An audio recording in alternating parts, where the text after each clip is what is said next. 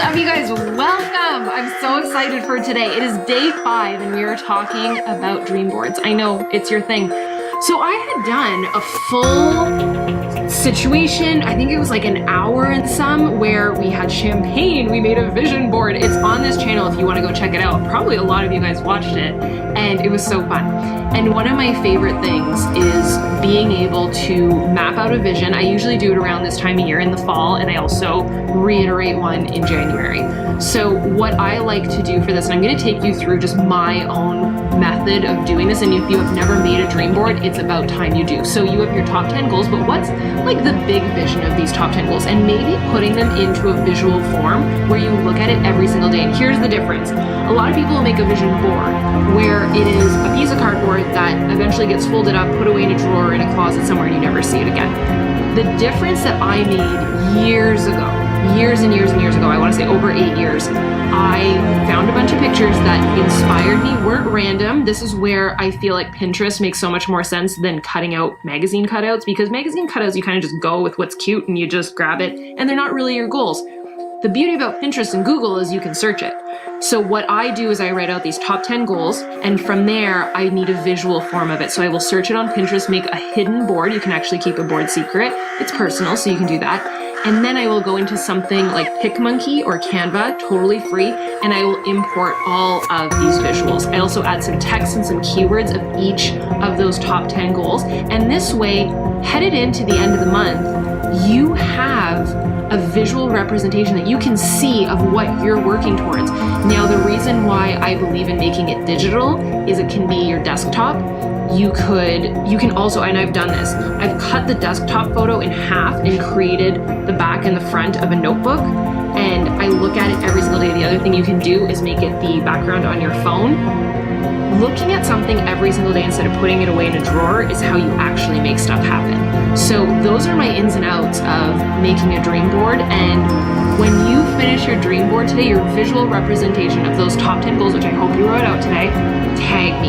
I want to see them. Let me know in the comments if it's done. I'm going to hold you to it, and I will see you tomorrow.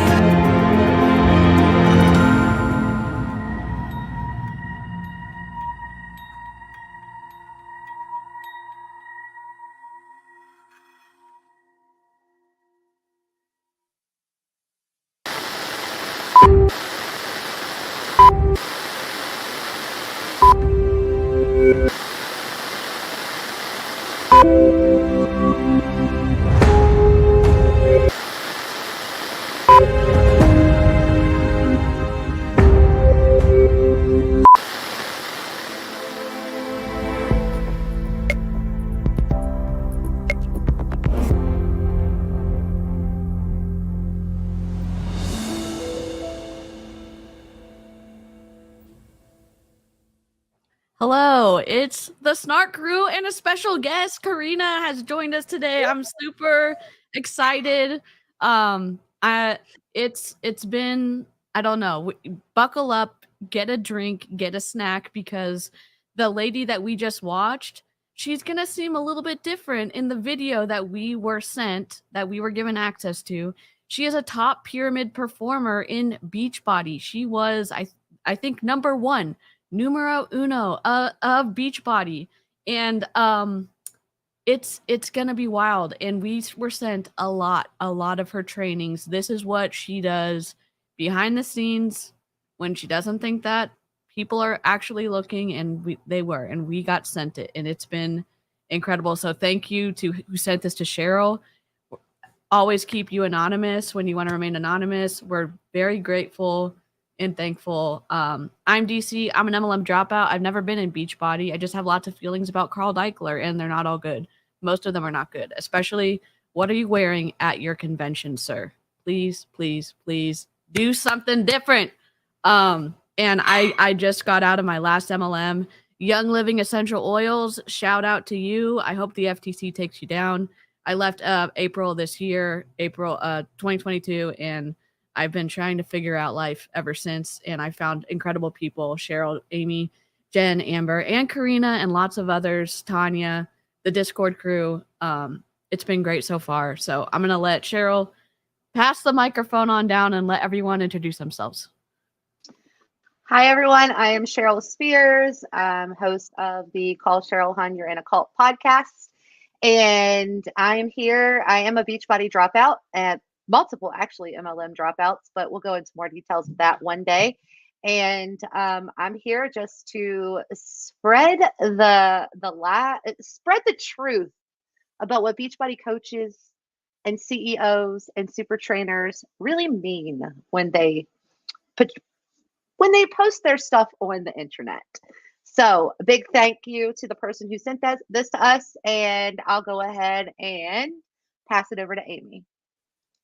Hey guys, so my name's Amy Ewer. I was a Diamond Beachbody coach and then realized that I was my husband realized I was spending a whole lot more each month than I was making and dropped out. It didn't stop me though. Like I immediately got into another one that you can hear about on Cheryl's podcast when it comes out. And now just really want to spread the truth. And I just have to say one thing, because I've seen the video that we're going to watch, and she actually flashed in that intro. She flashed her notebook and it said Mean Girls, didn't it? She has manifested that, you guys. She's mean. She's ornery. Woo! So, all right, Karina, we're going to go down to our honorary snarker. What up? Hi guys. For those of you that don't know me, my name is Karina, and I'm on a break right now, but I love these ladies, so I invited myself to this. Have been for the last couple streams. I make bilingual anti-MLM content, so in Spanish and in English, both on here and on Instagram sometimes, and I am very spicy. Today, I told the girls I'm trying to not curse because I know a lot of mommies watch these videos with their kids in the background, but get ready for the spice anyways. We're going to switch out some words, but it's still going to be very spicy. And I've never been in an MLM, but I have a bone to pick with toxic diet culture. And also, I think that's it. I'm your friendly neighborhood plant lady. That's it. That's who I am. Love it. Okay, I'm next. Hi guys, it's me, Amber Nye, and we have another honorary snarker here. This is my new nephew, Fitz. I'm babysitting him this weekend. But like Amy, I was also a Diamond Beachbody coach. I was a coach for 5 years, and I'd never been in another MLM because when I was all in for Beachbody, I was all in for Beachbody, and I did not MLM hop, even though I was encouraged to, and other people from other companies tried to poach me to join their companies, but I didn't. So, but yeah, now I also have a gripe with toxic diet culture. We were talking earlier about being a girl mom. I've got girls fighting here, quietly fighting and punching each other because they know mom is talking.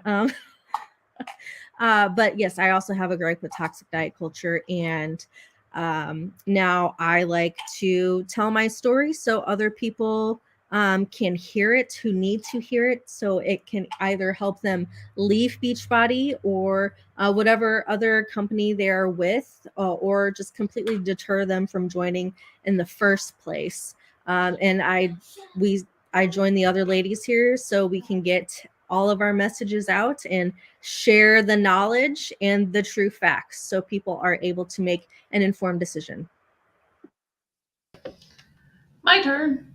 Hi, I'm Jen Baruso. I am a certified personal trainer, former Beachbody coach, and I too am sick and tired of toxic diet culture and fitness culture, which Beachbody is there. It embodies it. Autumn embodies it. Carl embodies it. The coaches embody it. So I do everything I can to bring the education and the facts and point out when they're wrong and just making shit up. Yeah, I was a Beachbody coach on and off from 2012 to 2008. I got to 1-star qualifying, but ended up not holding that for the 6 weeks because I had a couple people drop out. My upline was pissed and I didn't care because I was out the door.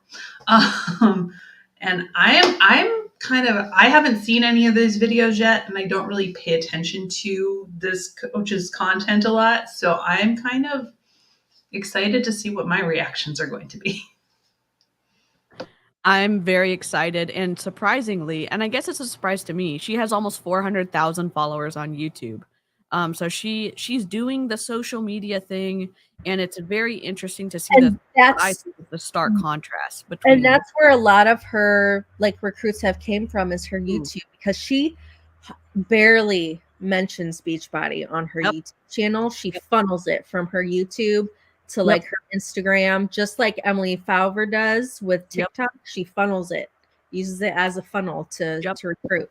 And then even then on her Instagram and even on her website, there is no mention of Beachbody.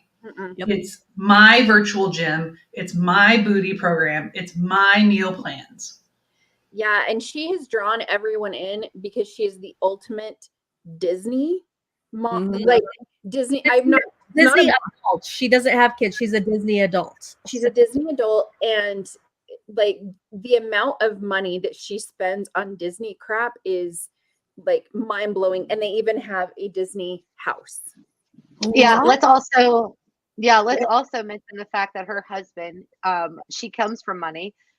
Well, she married into money. Her husband is the owner of the equivalent to Trader Joe's or something like that here.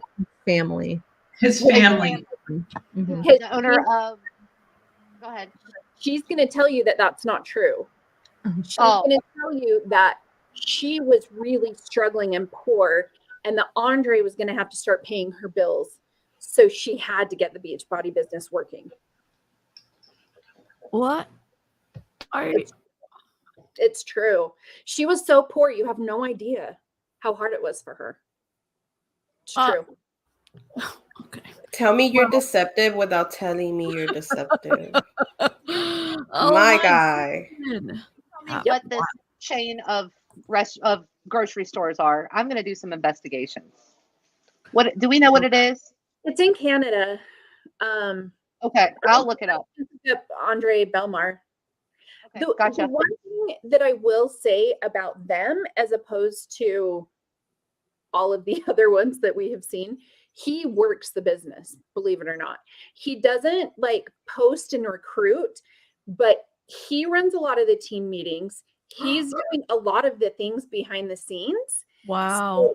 So, as opposed to the other ones who just put their husband in to stack and to double dip, he's actually doing things. So I will give them that props. Wow. Wow. Okay. Let me see. Okay, so here's the video. Let me see if y'all can hear it, because we know sometimes that happens. Oh, no. Wait, what's going on? Okay. Yeah.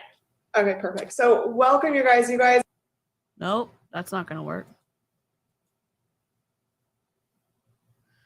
I am so freaking excited that? about this one, because Angie was the person that I watched literally, and I was in my corporate job office, and I was watching how she signed up for her mom and her husband to go Emerald, and I was like, oh my goodness, like this.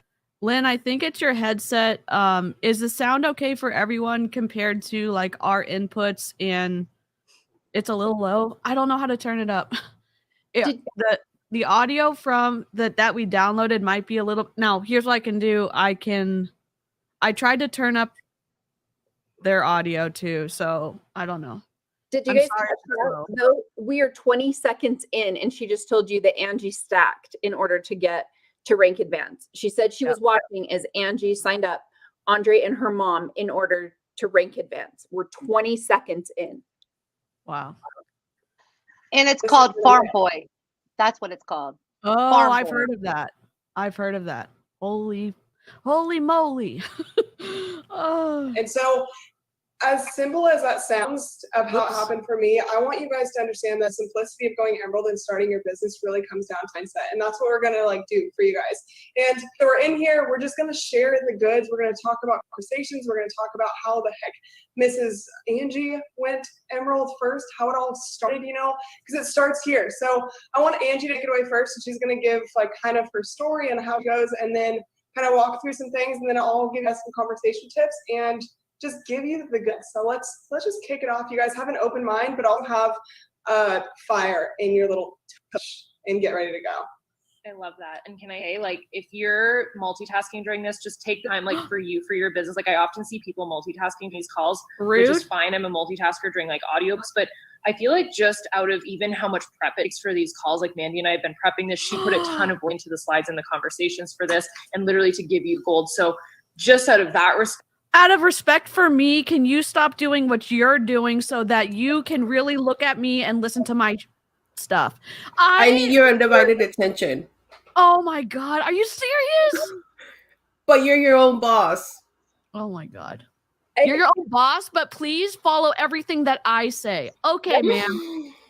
And you're Wow. paying, and you're making it so I am making an insane amount of money, and I'm going to shame you so that you make me more. Like, And you're watching this for free because you're not getting paid. Uh-huh. Yep. I guess I can't control the speed. Like, let me completely waste your time without you making any money, but I'm making money off of you. Well, and Ma'am. they're married, no kids. So most of the time they hold these calls in the middle of the day, and moms are trying to feed kids lunch and do all of these different things and still work their business. And so not many of us had the option to just give our full attention to any training and sit down and make notes. Like, we couldn't do it. Yeah. And you would feel so guilty, like, right out of the bat. It's like, That's what I was going to say. I would have been like, well, at least I'm here. Yeah, I'm multitasking, but I have humans to take care of, and at least I'm here. I could have just not came. So Yeah. And again, we've never been able to have kids, but I have 5. I have 2 brothers and 2 sisters. I remember it was a big deal for my mom to make time to be able to do other stuff. So it's like, you remember that even now. So it's like, how rude of her to come in and say, wow, I have no constraints on my time. You need to give me all your attention. Ma'am, no, absolutely not. Are you? Oh, be good. If you're free range listening, please put headphones in, because I'm going to try to be good, but it may not happen. You're already frustrated a minute and a half in. So I would say, mom, put some headphones. So when I say that I created Anchor Fit Club to be the complete opposite of what Beachbody does, I have group calls every month. And I tell people to show up in the way that works best for them. And if you're not on camera, you're not on camera. Love it. If you don't engage, you don't engage. If it's just on in the background, it's in the background. You're going to get the replay. Yeah. Show up in the way that works best for you. And yeah, and I mean, if she doesn't have any kids, what the audacity of her saying, just ignore your kids for the next 2 hours and pay attention to me because I'm needy and I need your money. Like, ma'am, if you don't have kids, you can't say that to moms. Like, what if they have a child with special needs or something? Should we at the end of this call, should we show did we show the whole special thing they did at Summit for her with the whole little fairy tale thing? Did we show? Oh hell no! About that yet? So should we add that in at the end? Yes. Well, we're gonna do that.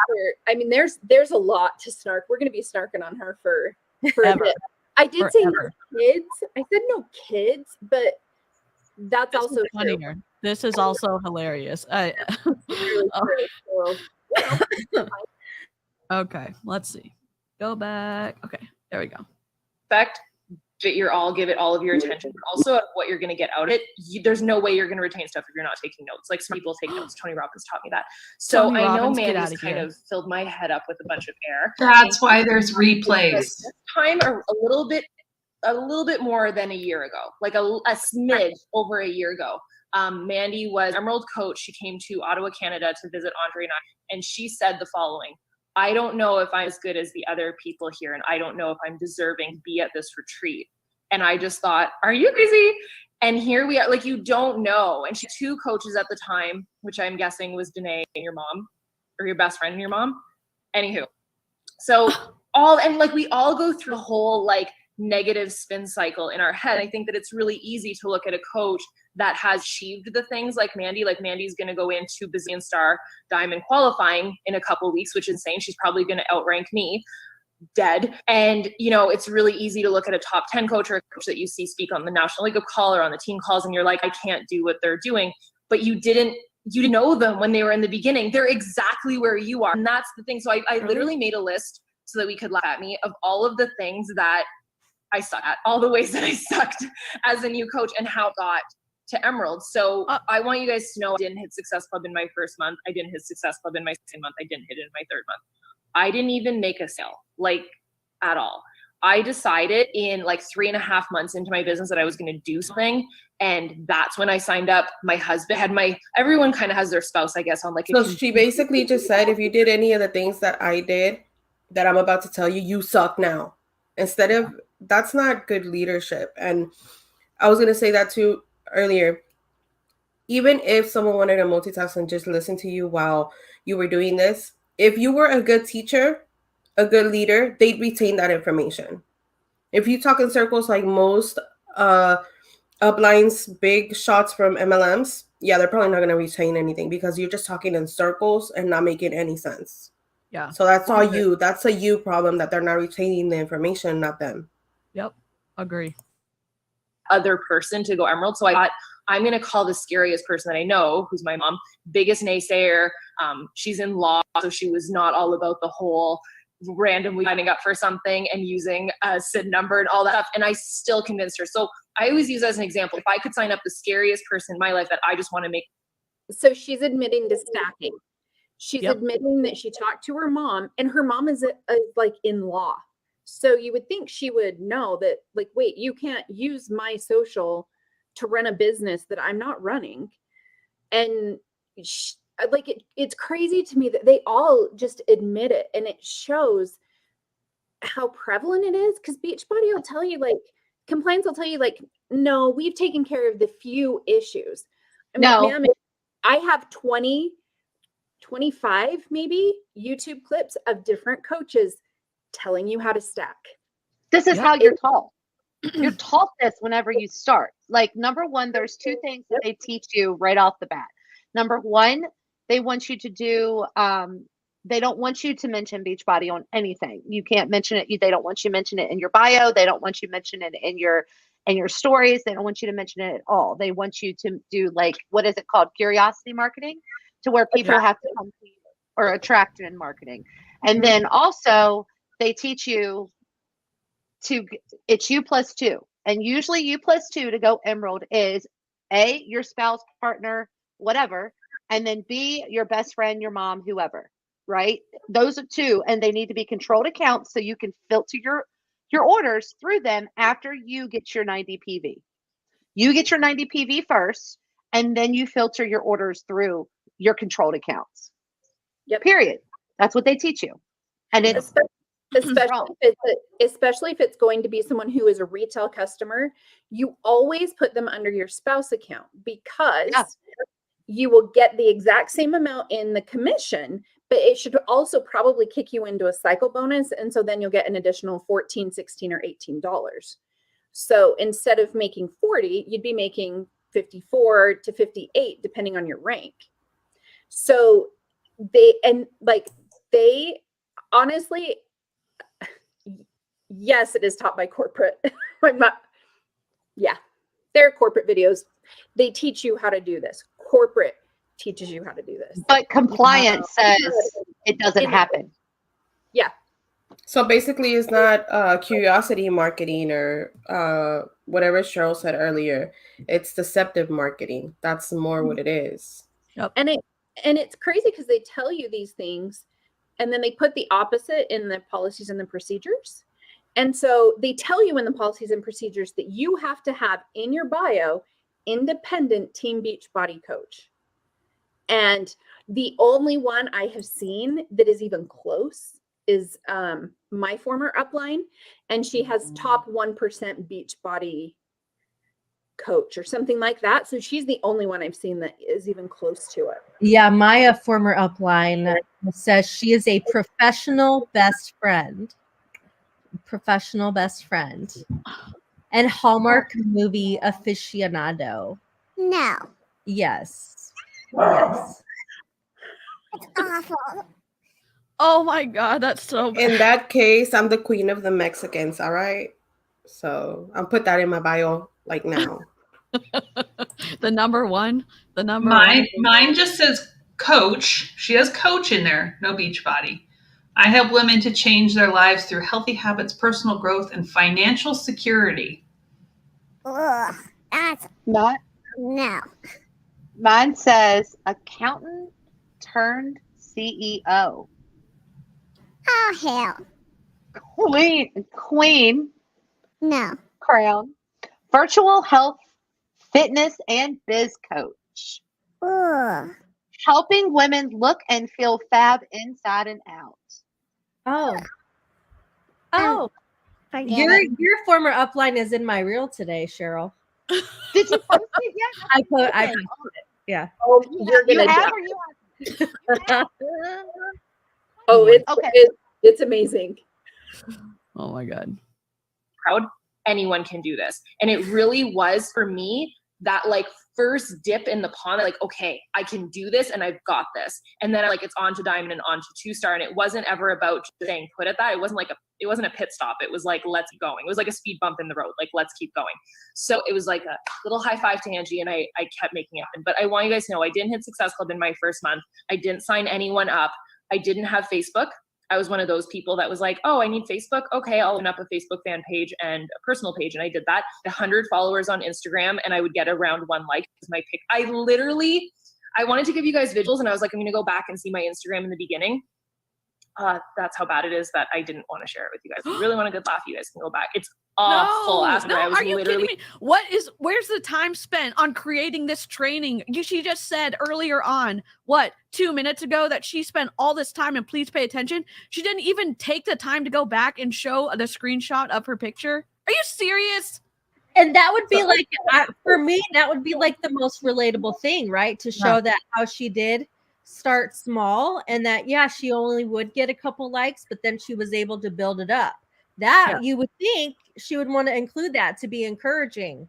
Yeah. So far, this is not worth my undivided attention, my guy. So got to do better. Be rolling my eyes. I'm like, I can't share this with them. It's embarrassing. And I still, though, and I said to him, and he said at the same time, I said, you know what, though? It's still school some people on the team, because I was showing up.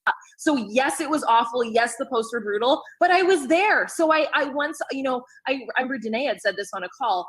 If you go to do a group invite or a coach invite, it means nothing if you haven't been sharing for the past couple of weeks. So I had been sharing my journey, had been doing that. So when I did decide to share a transformation, which was one of the ways that I sucked, it took me so long to share a transformation. It took me so long to be okay with sharing that I was a coach. I will be honest, I was embarrassed. I didn't know what people would say.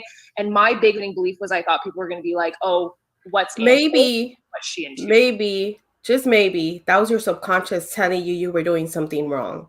And you didn't suck. And like you said, at least you were there. Well, then why can't the people on this call multitask? At least they're there. Yeah. I hate it here. She's not making any she sense. still doesn't share that she's a coach in her posts. Yeah. Like you're supposed to. And I know do I love rules? Kind of. I can't help it. I was born this way. I just can't. I don't understand why they can't follow the rules. And if they've created rules that are hard for their own coaches to follow, maybe Beachbody needs to look at it. But again, those rules are in place for consumer protection, and they don't seem to give a flippity flop about the consumer. They just that's my closing line to compliance every time I email now. Protect your consumers. And here's capital letters with exclamation points. Yeah. So here's the problem that I ran into, because I have OCD and I didn't know it at the time. That the diagnosis came later and a lot of things started making sense.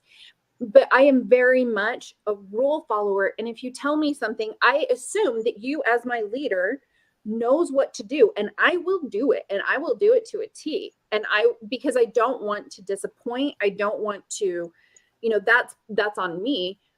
But that's why all of these people, when we post the stacking stuff, everyone's like, I didn't know that you couldn't do that. I didn't know. Like, and that's why everyone's appalled, because we all were breaking the regulations, having zero clue. Yeah, but you were following their instruction, and the big pyramid performer, the top of the top, they should know better. And then there's a lot of responsibility on them that they are leading all these people. I say astray, but they're using others to manipulate the consumer and to line their own pockets, and that's wrong. It's wrong because they're doing it deceptively. And they're taking advantage of other people. They're taking advantage of people like you, Amy. I mean, all of y'all, and saying, oh, this is okay. I mean, when you go into every corporate situation, they tell you what you can and can't do. And you know, like, okay, here's the rules. And you go into a Beachbody situation and it's hit or miss, whether you even know the right and you expect them to know what they're talking about because they're your upline, right? You don't expect for them to misguide you and make you or like encourage you to break the rules.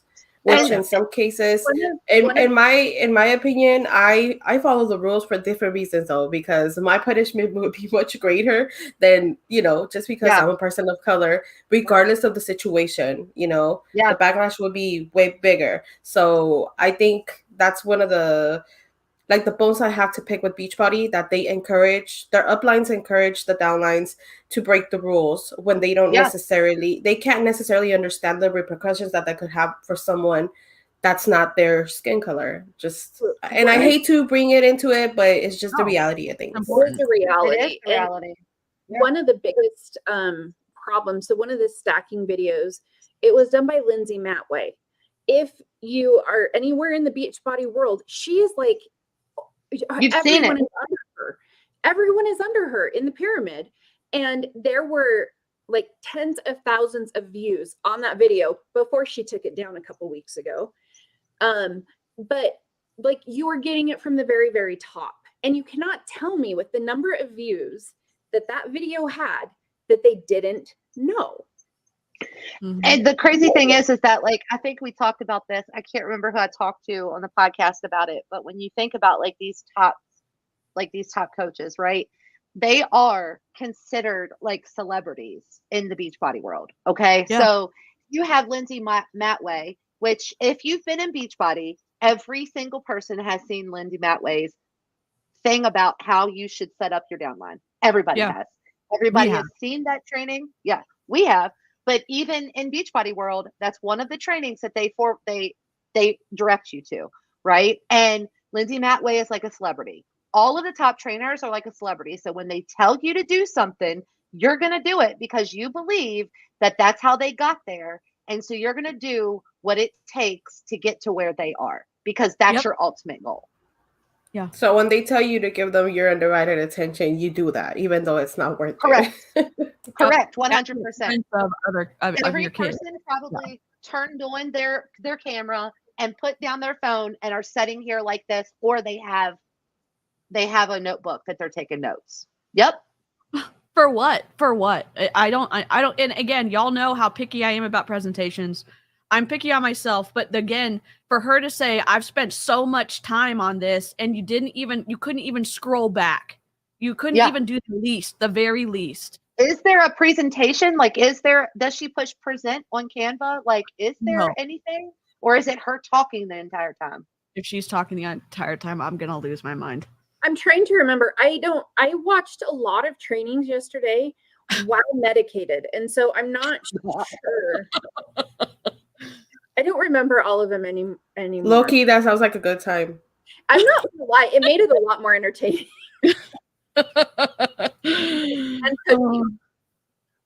So I didn't have a ton of followers. I was shy. I would turn red at the drop of pin. I couldn't do video because I would get really, really nervous and I would say all the time. And so I had to get better at that. I waited a really long time sharing my before and after picture. I thought they needed a website. So that held me back a lot. And still to this day, I'm like, website not really usable. So I want you guys to know that all of the things that you think that you need to do to be perfect, you don't. You're just like everyone else that gets started. We all start at ground zero. And the biggest thing for me, and this is the part that I want to talk about, I avoided inviting my friends and family completely. I went on to Instagram to basically hide, and I started sharing my journey there. At least shared, though I will say I did more than the average bear by sharing, but I avoided my warm market completely because my family's scary. Everyone's family scary. You don't want them to judge you. You don't want your friends to judge you. I had some friends block me. I went through all of that, and I just want you guys to know, here I am 5 years later, and I'm just fine, you know, and my mom is super proud, the person that was like the most skeptical, you know, and I still have those people that are skeptical to this day. So it won't ever go away. It's up to you to move past it and to grow past it, and to not let that stupid limiting belief. And I'm telling you, 5 years later, if you've made it into the Million Club and you're in the top 10, you're not going to really think that it was worth your delay of your success to make that person's opinion such a big factor in the success of your life. So okay, but what do the numbers actually say about how many people can make it to the top? Because the numbers that we're looking at isn't good, and it's not, and that's fine. That's well and dandy that you can build your triangle so that you can continually keep yourself at the top. But I mean, this training, I don't. And she doesn't mention the fact that, like, you are an influencer, ma'am. You have hundreds of thousands of followers, and you built up this whole different business and this leg of business. So you have a funnel. I had no choice but to go to my warm market. And here's the other difference. And this is what doesn't make sense to me. I was so excited by the outcome that I had and by the progress that I had. I was like fully bought in that this is why, like, Beachbody did this. Not that I did it. It was Beachbody, of course. And so I was telling everybody because I was so excited and I wanted to help my friends and family. And so for her to say that, like, she wouldn't go to her warm market, that is so bizarre to me, because we're always told to go to our warm market right off the bat because you don't have anybody else. I think that just shows you that they're living in a different, like, reality or whatever, especially when they have a huge following. Because not that long ago I did a video in Spanish with English subtitles, if you guys would like to check it out, about this actress from Mexico who had like 50K followers or something, right? And she made this whole life talking about how she no longer wants to be famous. She doesn't want people to remember her for being a child actress. She wants people to praise her for being, at that time, in Mary Kay, which, plot twist, she ended up leaving Mary Kay. Now she's in pharmacy. Again, alternate reality. So she expects all her downline to do the same thing and accomplish the same things that she has accomplished with her large following. And I just don't think she understands, or she doesn't want to understand, that that's not how it works. Yeah. And again, if they were actual good, like, marketers or trainers, they would teach people who are not naturally good at getting people to, like, be invested in their story, how to be invested. I mean, it's a skill, and their trainings are always fall short because she has this complex funnel system set up. Her YouTube feeds into her Instagram, that feeds into her Beachbody business. And it doesn't seem like she teaches anyone else how to do that either. And if you don't know how to teach someone else how to do that because you're already you're already nice to look at, or you're already in the right, I don't know. I'm just trying to say, like, she has it easy, and she has not communicated how to help someone else where all those things don't check the boxes for them. But you know why? Because they would be more of a competition if they had the same following that she does, if they grew as fast as she did. Yeah. And I think it's kind of one of the problems overall. So in my before stay-at-home mom life, I ran a human resources department in a call center, and I did trainings on how to be an effective leader and how to do all of these things. The leaders in MLM are only there because they were good at marketing or conning people. They're not leaders. They don't know how. Or they went viral. Right? So they are not equipped. It's like when I had someone who was super technical, and then you promote them to supervisor.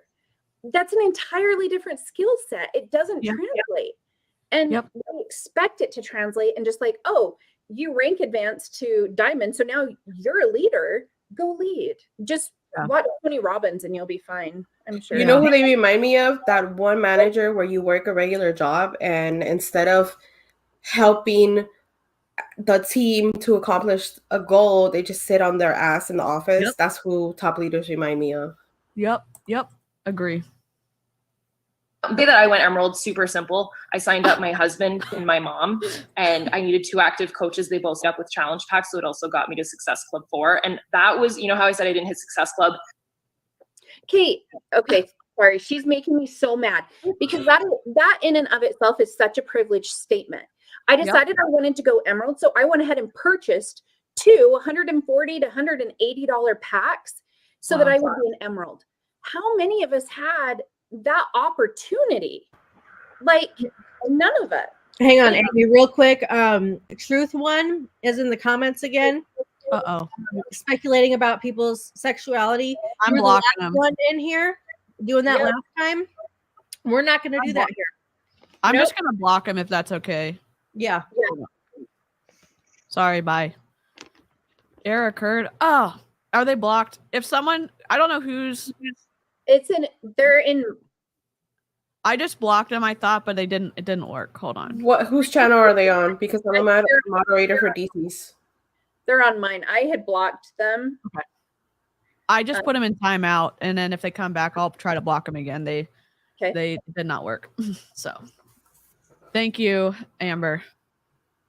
Month 1. But yeah, privilege. Sorry, privilege. Ma'am, some of us sometimes don't have money for groceries. So for you to sit here and pretend like everyone can buy 2 different packages or whatever. Yeah. Shows how far from reality you are. You think about it. So if she was a coach, she was getting Shakeology, which was $90 a month, right? She had to afford that. That was in order for her to stay active. And then she decided that she was going to purchase 2 total solution packs, because that's like what they call them now, which is about $140 to $160. So what is that? Like 3? Yeah. And again, 3 something? in a regular business, you don't have to do that. You don't have to pretend to buy stock to make your target, bottom line look like you're more profitable. People just come and buy your stuff at Target, or people who's buy those packs and continue to pay the monthly fee for those. Yep. So there's another $32 a month, and they had to have active volume. So they all had to be on Shakeology auto ship. Yeah. So there's $240 a month after the challenge packs. Who's the customer again? Yeah. Yep. And again, there are a lot of fake. Seemingly a lot of fake customers, and that's not. I decided ethical. to flip a switch. There was a day, and I often talk about this, and I shared this on a call today, and people said, like, okay, I really wish I would have known that about you. I think a lot of people think that I came to this with a lot of money. You did. Look at your A lot fridge. of people think that I came into this with a lot of time. I was unemployed by chance because Andre and I owned a clothing business. We still technically own it. We don't work it because it doesn't make as much money as Beachbody, but we had a clothing business. And I had just graduated from architecture, so I was on the job hunt. And so I was milking that job hunt as long as I could. And I had about a 3-month window. And on that 3-month window, about when I decided to off my ass and hit Emerald, Andre called, and I had just gotten off the couch napping in the middle of the day, and I was watching a show called 𝐔𝐒𝐄. I don't know if you know what that is. You shouldn't know what that is. And it's like daytime TV garbage. And I had just been watching that, and I fell asleep. It wasn't to daytime TV, and I woke up, and he called me. He's like, "What are you doing?" And I was like, "Oh, I'm working my business." And he was like, "You sound like you're asleep." And he said, "Your visa just went into overdraft. Do you know what that means?" And I said, "No." And he's like, "I have to pay it for it because you're not making any money with Beachbody, and furthermore, you went into the red. So I have to pay bill because you don't have any money." You don't know what overdraft is? Okay, a live chat. If you don't know, if you don't have enough, I don't even know if I need to explain this, but let's say you have $300 in your bank account and you spend $400. That means your $100, you're going to get slapped by your bank for doing that. I know the live chat probably knows that, but again, her situation is not the same because she did come from money. There's lots of people who have to. Not a lot of people have a rich husband who would be able to pay that bill for her. Well, let's face it. I mean, come on, listen. She just said she didn't know what an overdraft is. And that is 100% the most privileged thing I've ever heard anybody say in my entire life. Because if you grew up poor and your parents were living paycheck to paycheck, you knew what an overdraft was. You know what it. And I remember like calculating like, okay, if I go to Walmart and buy groceries, I'm going to get an overdraft fee anyway. And so I'm going to go ahead and get some cash back because then at least that's only one overdraft charge instead of on multiple things. Right? I mean, like, come on. It's the whole thing. Like, well, I have checks. I still have checks. So doesn't that mean I have money? Like, no. Oh, she drives me nuts. I just want to say, dear Mrs. White Privileged Lady, if you don't know what an overdraft fee is, I don't believe that, because you said you graduated as an architect and you were sitting in your couch with your rich husband at work, and he's able to pay for your overdraft fees. I don't think you know what broke is. I don't think you understand how you pushing this narrative of, oh, but it's okay because your husband will bail you out, and it's okay because blah, blah, blah. It's so damaging. Listen, in this house, we are a one-income household. My husband would be so upset if I was sitting on my ass at home and overdrew our bank account, because it's our bank account. Would he pay it? Yes. However, he'd be like, you want to invest in something, then you got to get your ass to work, because we're barely scraping by. You have to make more informed financial decisions. So again, this shit shows your privilege right here, because never in a million years could I just be like, oh no, I don't know what that is, and then just expect my husband to take care of it. That's not how things work. And she basically used this credit card to sign her mom and her I'm guessing her husband up. Is that what we're getting? Like, maybe it's wrong, but that's what she's doing. So he's trying to tell her, she tried to say the quiet part out loud, but then she caught herself, right? Where he said, this business isn't making you any money. Mm-hmm. Yep. Here's the difference, though. Andre knew what could be, though, and so he pushes her a lot, and he works the business a lot, because he sees the scam for what it is, and he knows how to make it work. Wow. That's I'm just trying to picture myself right now telling my husband, yeah, I don't know what an overdraft fee. He's be like, are you fucking shitting me right now? Yeah. And my husband loves me, and we we have real good communication, but he'd be pissed if I said some dumb shit like that. It's like budgeting 101. Like, come on. Yes. Yep. Maybe they don't teach math in architect. Oh wait, you have to know math as an architect. Oh my god.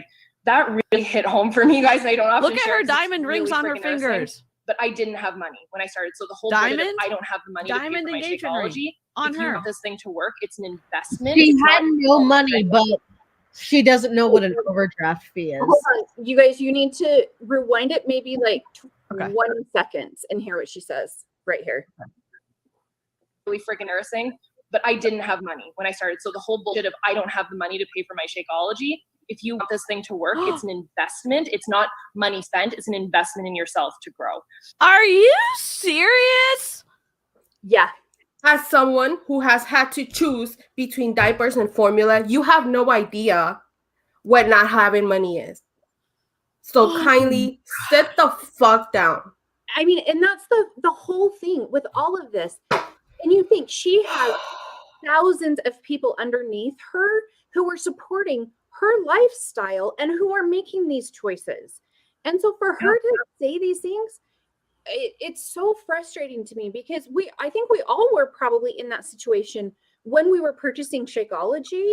It was like we had to make some pretty serious sacrifices in other areas. Oh my god. Autumn's in the chat. I'm taking a screenshot. What's up, Autumn? Hey, Autumn. Hey, Autumn. What's up? Autumn, you should stick around. Do you have nothing better to do? Then why don't you encourage your own coaches in Beachbody to follow policies and procedures? And then also, why don't you talk to Carl and tell him to make the coaches follow the FTC and the FDA and the health claims? That's what we have something better to do, because Beachbody's not doing it. Wait. This isn't your tape, Autumn, but I would love to react to your tape, my girl. 1 second, believe Autumn Calabrese is on here talking about which one of you said you're going to punch me in my I don't believe it for 1 second. All I'm saying is thanks for the view, because Thank you, Autumn. We appreciate you. Yep. but here's the Yep. thing. She's got a lot of good content for us. and she's friends with all of these top coaches. Yeah, Listen why don't you talk to your besties like Christina and tell her to quit driving and storying at the same time on her Instagram? Yep.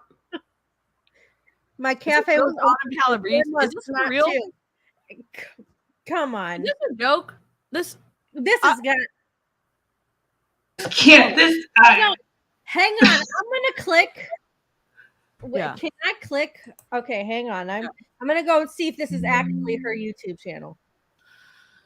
Comment This is wow. No, there's 3 subscribers, no videos. Nope. Yeah. Block. Bye. Yeah, bye. There's no way she would even have time for us for real. That's hilarious. Did you see Bye. everybody just start going off on Autumn? Sorry, y'all. Like this, DeeCee went on. I'm just not having it. I'm not here for it. I just It's probably Truth One. yeah. Probably that Yep. person. And so Yep. I continued on with that, and I thought, I have a choice. I can either go get a job at Starbucks to make some part-time money, or I can build a friggin' empire, and I can Starbucks start it has today and good do it. So that's when I called my employee. mom, and I think that my reason why became a joke, or became bigger than the joke of my fear of who would judge me. Like, I just saw either me working at Starbucks for the rest of my life and feeling like I had no worth and I wasn't contributing, and my husband would be helping me bring Wait a myself. second. Starbucks, Oh. you're muted. Sure. Oh. I don't understand. First of all, she just said she graduated being an architect. So she has a degree in being an architect. But she's going to work at Starbucks for the rest of her life because she can't find a job being an architect. Like, So that's she what might she be was a going to bad have architect. to do. If, How bad of an architect is she that she can't find a job? Also, I mean, Starbucks this- is not the worst thing. They pay for your school, you know that, right? Like they They help have you out with healthcare. school if you want to go to your school. They have healthcare. They pay you an hourly wage, even if it is a little bit. That's something you can't say for Beachbody, my girl. you get tips every single week. Every single week. And Yep. some of them are unionized now. Yep. Yeah. And access to delicious coffee. What else do you want? I love that You get a job. free bag. And You I get a think free you bag. get healthcare for part time. I think so. You can Yeah. get $100 if you have to supplement your other job and get healthcare. So I mean, tuition reimbursement. They Yeah. like they have a lot of things for their employees. So I think it's a great job. I just don't understand the whole fact of the matter that she says that she was either going to have to make Beachbody work or she was going to work at Starbucks for the rest of her life. Like, that doesn't, like, that's. Why would she like? Yeah, you go to school and you get a degree for architecture, but no, it's Beachbody or Starbucks. it's wild. Unless she was a horrible architect, and then maybe she couldn't get a job. I don't know. Or I could do something. And I had it right in front of me. And it was up to me to get by the balls and run with it, or to let it pass me by. So I saw that, and I'm glad that I saw that, but it was hard and it was super embarrassing. It's even embarrassing to admit that now, but that was my life then. Was I didn't have money, and I had to make a decision that I was going to actually have work ethic and do this and build this like a real business. So I signed up my mom.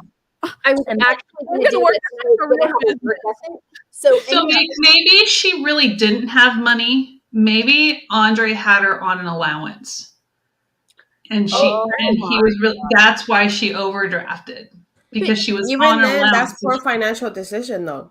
And yeah, exactly. And she just said anybody who is not making this work does not have a work ethic. Yeah.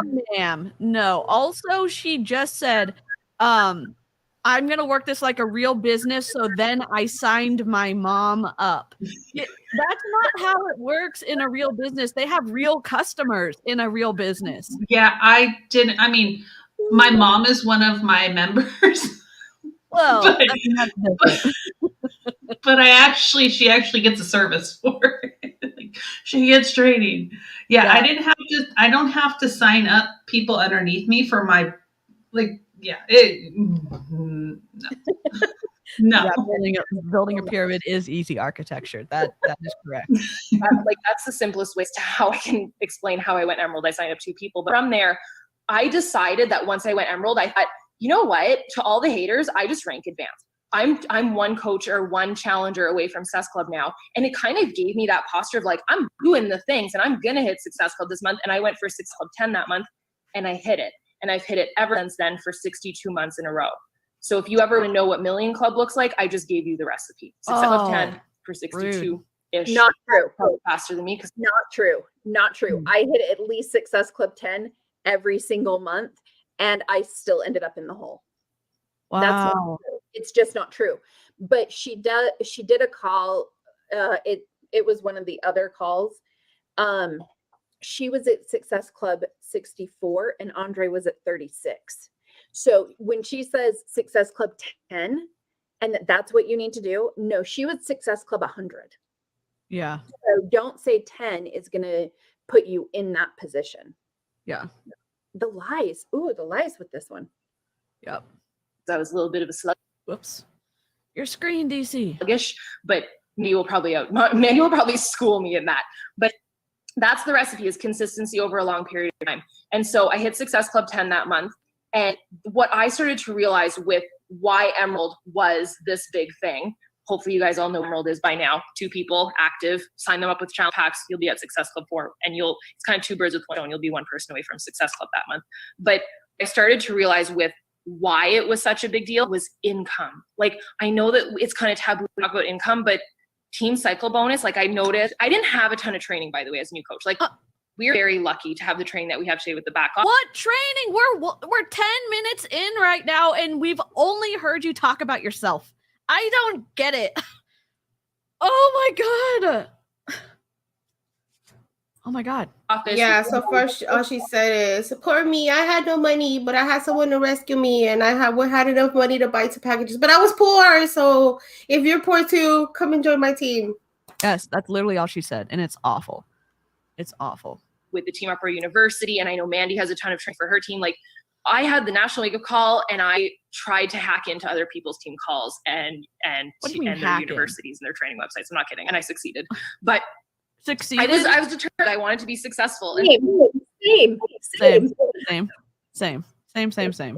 So what I started to realize was how to grow that income was really the cycle bonus. So when I realized, I'm like, oh, I made $14 this week. Like, why? Like an extra $4. And I was like, oh, team cycle bonus. And that kept growing. And then it got to $72. And then it got to $500. And then when it hit $1,000 from literally just sitting there. Like, that's not me signing more people up. That's my team forming and growing and growing. You know how you can make $14 in a week? Admitted it. It's a pyramid scheme. At a regular job. Yeah, at a regular job. And not only once a week. You don't make just $14 once a week. You make it every hour. Every hour. And you don't have to do a dang thing. So, I mean, that's the thing that kills me is when you get on these calls, they tell you it is a pyramid scheme. And then on like when you do the what is coaching call, it's an entirely different story. But she just told you it's not retail. It is not retail. It's building a team. It's the only way you're going to make money. Wow. That projection was over a long period of time. That was over like the span of a year. But if you ever want to know how do you get to $1,000 a week in your business, it's your team cycle bonus. You've got to go Emerald first. It's the most lucrative part of your business. It's literally making money while and that's why this is the best business in the world, hands down. Any millionaire will tell you. Andre and I had the opportunity to meet a very successful man that had opened up. He has like hundreds of gyms in the United States, and he owns a house in Golden Oaks. We met him and he asked, Who? Tell us the story. Tell us the whole story, my guy. Yeah. What is it that you guys do, and how are you affording a $3.5 million home in Orlando? And you guys are 30 years old. And we're like, well, we work with body and we're coaches. And even then I was still like, oh my God, is this guy gonna think I'm crazy? And he was like, smart kids. He's like, you guys will work a lot less hard than I did. You have a lot more stability. Things that didn't happen for $50. I call bullshit. This reminds me of the call where the frauders were talking about how they had the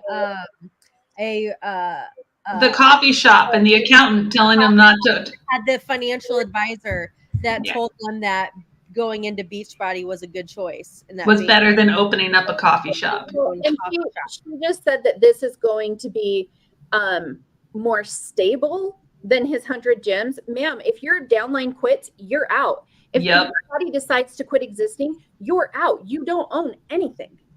You own nothing. That's why I call bullshit. Yeah, I'll take things that never happened for 500.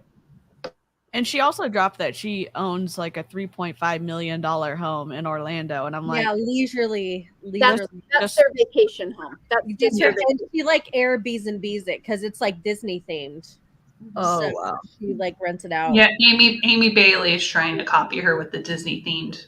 That's how Orlando. that's how you know that you're privileged, when you can do shit like that.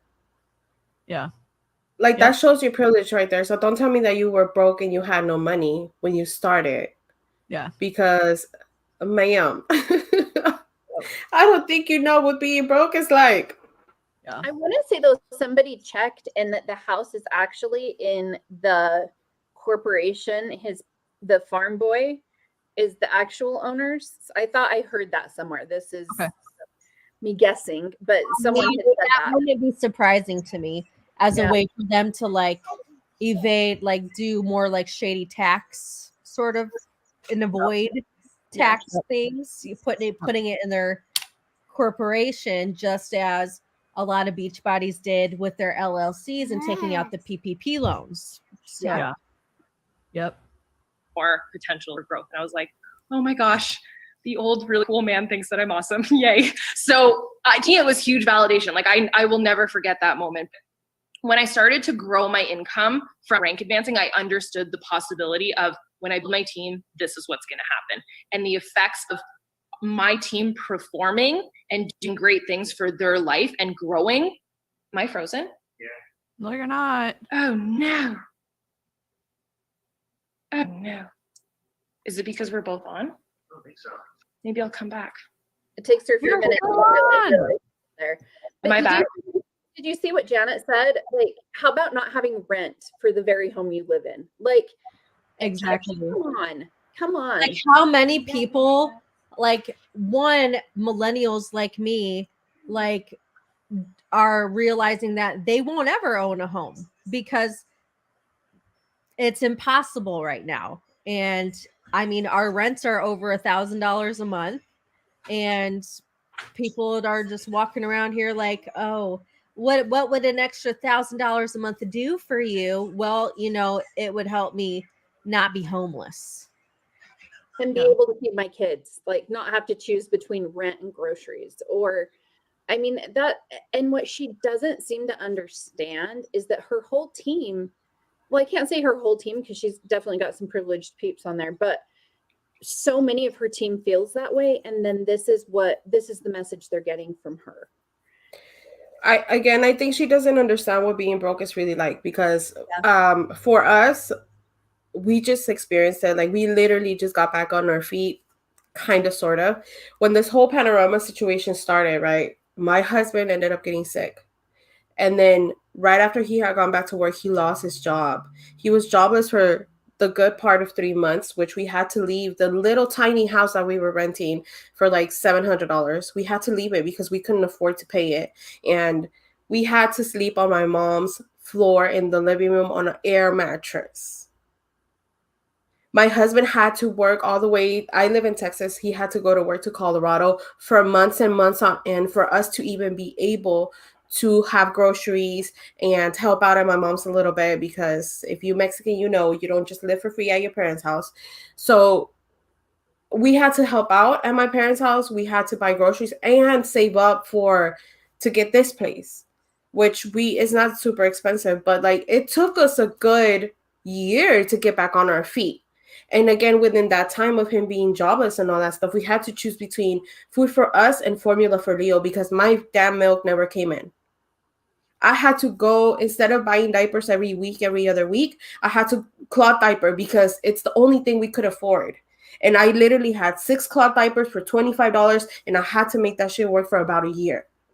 So don't sit here and tell me that you know what being broke is like when you have never had to choose between you eating and your kid eating, especially as a tiny baby. Leo was like 6 months when this whole situation started.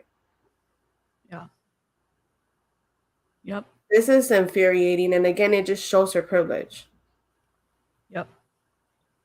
But this is the thing, Karina, like she doesn't see that, right? And for a fact, there are coaches in her downline that are sitting here right now. Like they're in the back of their mind, they know what they're going through, right? But they are believing that she's going to be able to teach them how to get to her rank and how to get to her level of success, right? When in reality, they're not going to, right? Yeah, and I think keep pushing in there. They're just going to keep putting their money out until like they don't even have a choice but to choose between Shakeology or rent, basically, right? And so it breaks my heart. Like it's horrible because situations like what you just went through, it's not right at all. Yeah, and I think that she doesn't understand that privilege is simply just having someone that can bail you out. In our situation, my parents were the same off. Like they were literally just barely scraping by. Same thing with my brother. Like if we could have helped each other out, of course we would have. The thing is we were all in the same situation. So even just having someone to bail you out and help you, that's privilege already. And I don't think she processes that. I don't think she can understand that. Like not having anyone to help you is one of the worst feelings. It's feeling helpless and like you can't do anything. And there was no jobs, because if there was jobs, I would have gotten a job, gotten my mom to help me with Leo. But at the time, no one was hiring. Why? Because everything was going on. Nobody was needed. Everything was shutting down. So like, tell me again how you are not privileged, and just simply having someone to fall back on that can help you and has a little bit more than you do isn't privilege. Well, and keep in mind that the same time period that you were talking about is the same time period that she went number one and made all of her money. Yep. And so you're like, no, it didn't impact you the same. You were not even close, because she instead was preying on people who were thinking, I'm in a horrible situation and maybe I can make some money from home by doing this, because you're telling me it's possible. And yeah, I mean, that was me. That makes me think of like, my upline. She was out jet setting around the world and taking these fabulous trips, while the coaches under her, like me, were on food stamps and still struggling because we didn't have an income, because Jake was in school. So we had food stamps and the child support that I got from Peyton's dad, which was not a lot. So during the panorama, it's such like a disconnect. It's a huge disconnect. Because they don't think of anybody else but themselves. Yeah. During the panorama, I ended up, my husband, he actually worked for Domino's at the time, right? So he was delivering pizzas. And I had lost my job because LG stopped making phones. So I had no job. And my upline told me, well, this is perfect. Now you can go 100% into your business. You don't need to look for a job. Oh my God. At that same time, I got preyed on by Monet too. And I almost joined. But when I talked to my husband about it, like a healthy relationship would, he was like, yeah, this is like Princess House. My mother-in-law spent 10 years in Princess House. And that's like a kitchenware type of MLM. And she was like, it's the same kind of thing. Please don't do it. He's like, I'll support you if you want to do it, but I wouldn't. And I did it. But I almost did. We were so desperate to get out of the hole that I almost joined. And that's what they count on. They count on your desperation and your willingness to want to try anything to help yourself out of the situation you're in. Yeah. Shout out to the hubby. He's watching. Shout out, baby. I didn't want to ruin the recording though. And I'm recording. What is going on? Oh my she God. can't figure out her computer system for like a second. You guys can hear me? Oh my God. That, like, of course, the one day, the other day, the internet decided to just, our power shut off the other day. Why today? Okay, we're good. And I'm still recording. We're good. Okay, good. What? All right. So Nothing income, happened. cycle bonus, hands down the most lucrative part about the business. Knowing Emerald is the on switch to that. It's literally you flipping the switch to turn on the most money building, the income building activity of your business. So to me, it's like double down on that. And once I understood that, it was like, cool, emerald, diamond, let's help people on our team succeed. And that's where I really understood that this was the best business model in the world, because it wasn't just about signing people up one and done. It was the more that they succeed, the more that all succeed. It's not about signing people up one and done. It's about signing people up for the rest of your life. That, Well, I mean, come on. And she's refraining, like she's not talking about the compensation structure and the fact that if you were on a weak leg and you're not getting any help from above, you are going to get $14 a check. No matter how hard you work, you're not going to be cycling like she's talking about. So she's leaving out this whole other portion of it that it's like, no, you're not telling them, like, guess what though? Sorry, you're on my weak leg. So you're not going to get anything. Yeah. Like, and they don't tell you that, like, if you're on their weak leg or their strong leg. Because if you're on the weak leg, then you are effed royally. Yep. Absolutely. No matter how hard you try to work. And I know that because I was on the weak leg and I worked hard and it all crumbled. So, So if you help people achieve their goals, your goals will come true. And you just focus on them and you take the attention off of yourself. Meanwhile, you continue to invite. But when you start helping your emeralds achieve their goal, that clicked for me. So team cycle bonus, customer leads. So I just got a report of, but you're not doing that to help them. You're doing that because if they rank up, you rank up. Yeah. Yep. You're not nice. You're just looking out for yourself. Yeah. Yep. Customers that ordered this year, and I was like, I don't even know who some of these people are. And they're customer leads. They're just ordering Shakeology or a program, or when there's a program launch, they order through me and I get commission from that. That's pretty freaking cool. So that happens. And the other thing, and this is a story that I want to share with you. What? Okay. Let's talk. Did you guys have, for anyone on here, that if you did get customer leads, did any of them pan out to anything? No, they always one told of me they them. didn't have anything to do with anything. Yeah. I had one. I think I ended up with like 10 or 12 customer leads, and one of them actually ended up continuing to buy Shakeology and joined a group. Didn't join as a coach, but she joined as a customer and I connected with her. Everybody else ignored me. Yeah, they hated it. They're like, I bought it on the website for a purpose. Yep. I didn't want to have to deal And with can we acknowledge now that customer leads are no longer emerald? You have to be a diamond to get the customer leads. And you have to have an active body subscription. So it is a pay to play model. Yep. even more so, like they ramped it up in the last couple of years. Like they've gotten a lot more strict on the things you absolutely have to do to get these benefits. Emma was the lead whisperer. I just pissed them all off. So I don't know what you were doing, but I got yelled at by a lot of my leads. I just got ghosted by him, except for the one. Wow. Ghost. Like no responses. Yeah. But it's nice now. If, gosh forbid, anybody does want to sign up on BOD, you have the option to not have a coach. Thank goodness for that, at least. Yeah. I think they had to change that so that when the open fit people came over, they were hoping to retain them. Also, if God forbid, if you do want to sign up for BOD, God forbid, be conscious of the workout programs that you do, because it still shows support to the people that are in toxic diet culture, and we'll just say plain out horrible. So if you go on there, I mean, if you feel like, if you still have BOD and you still, enjoy the workouts, I'd steer clear of autumn, maybe. Yeah. And be careful because you may injure yourself. Yeah. In summary, don't do it. Mm-hmm. Yeah. Thank you. We brought Karina for our subtitles. Yes. In summary, don't do it. Picture handy, but I can share it in the team group after. You know how I said that one of the biggest things that I tried to do was to invite my warm market, but I just feel like I kind of lagged at it.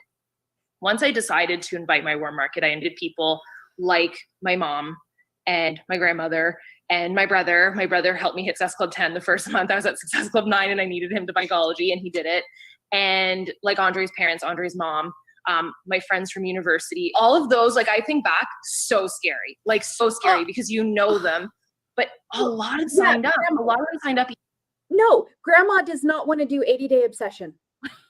Like, sit down. Are you kidding me? Like, come on. My grandma, Can you imagine? my grandma did buy 21-day fix. Oh my God. My grandma did. Yeah. She Oh. would I- support me. My grandma told me that she would buy anything that I needed, and I was like, Grandma, that's stupid.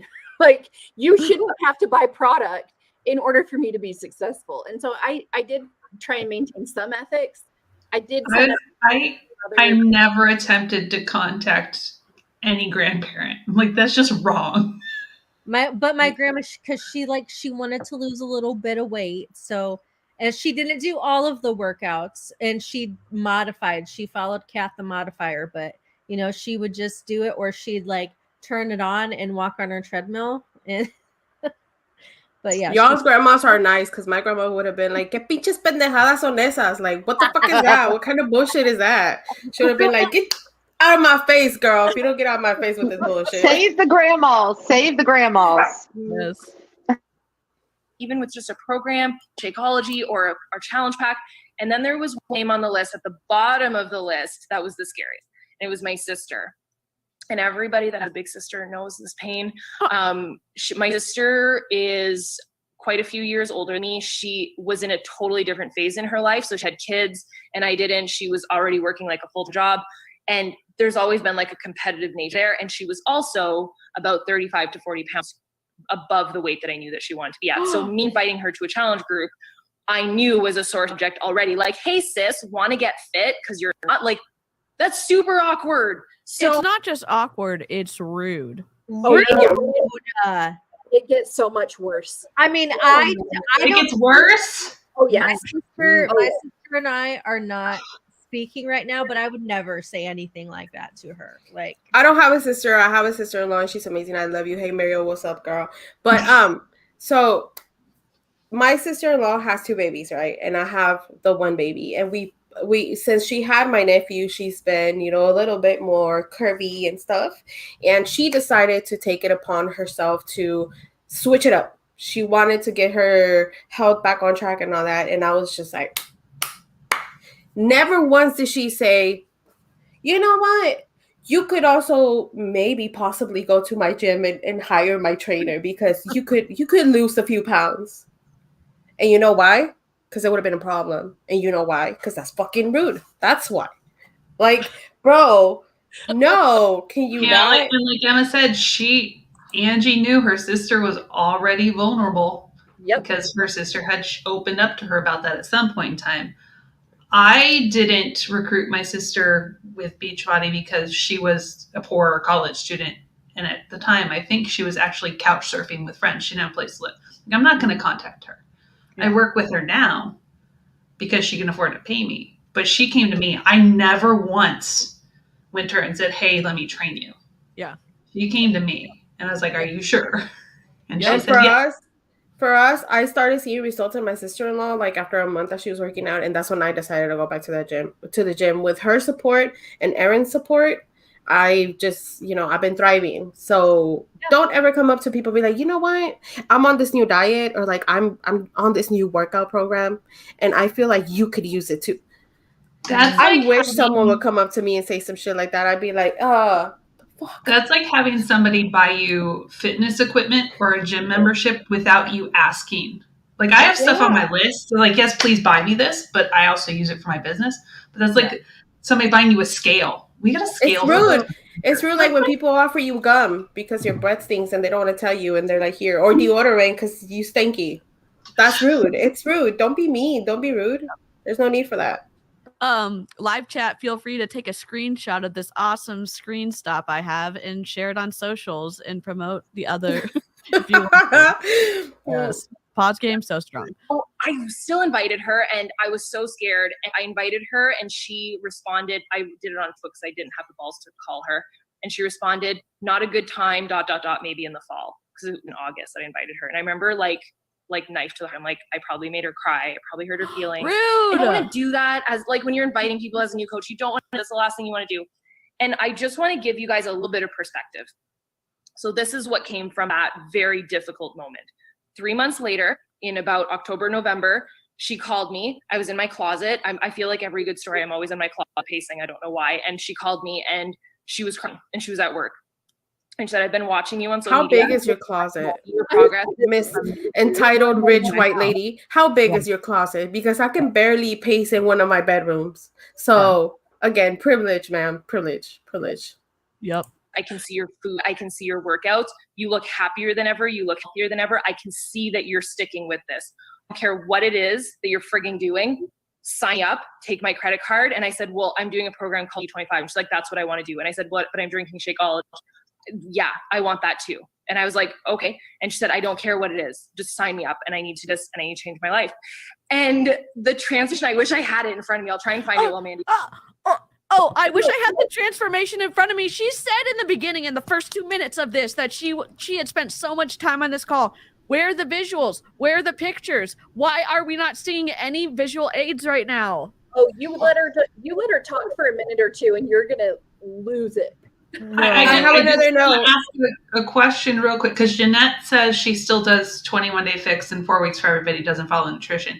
She's like, my coach told me today to modify. But did your coach tell you how to modify?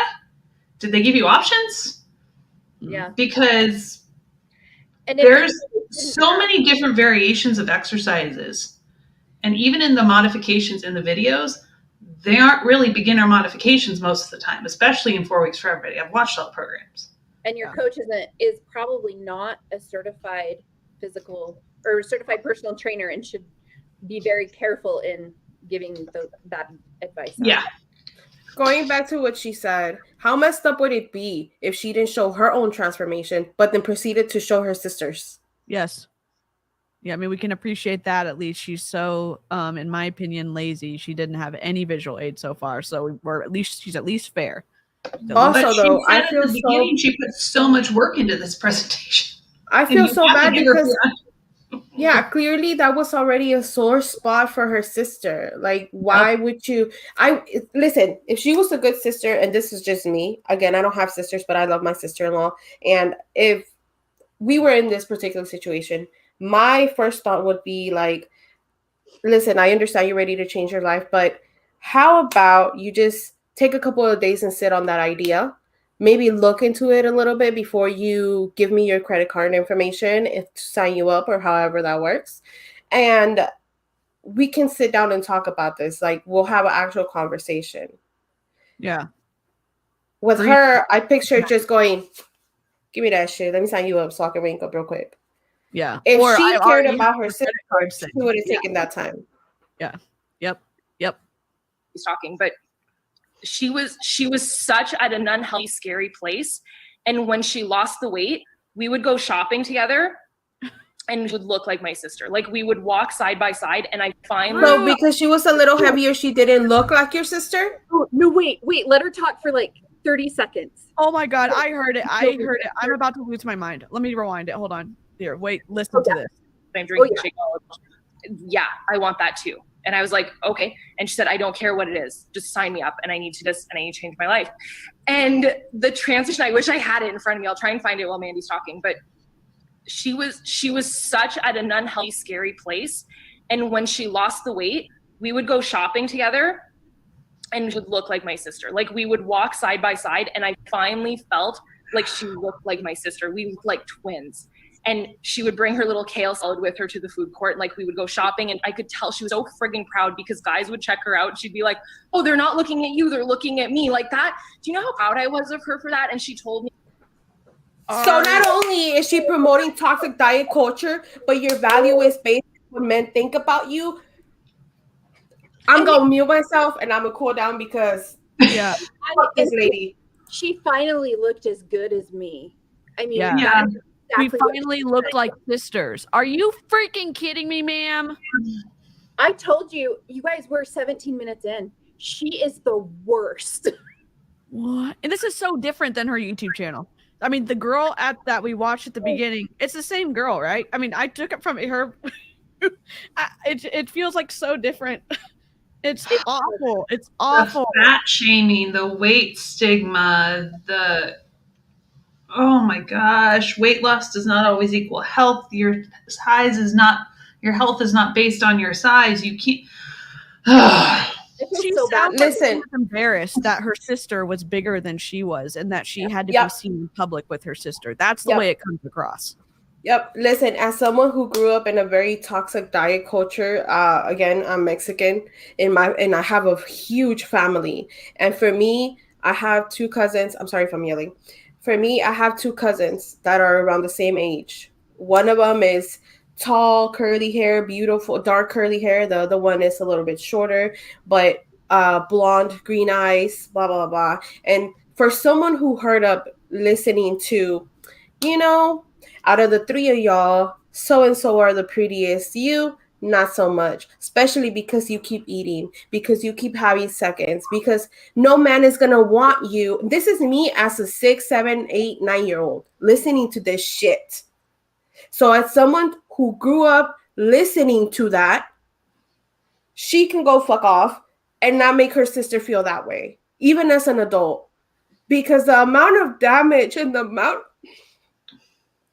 of time it took me to get to where I am now, to be comfortable enough to wear a crop top, to wear shorts, to walk around in my underwear around my husband. The damage that type of shit does to people is not okay. So for us to keep perpetuating that, not only around adults, but children, I can't. Karina, girl, I love you, but you know that already.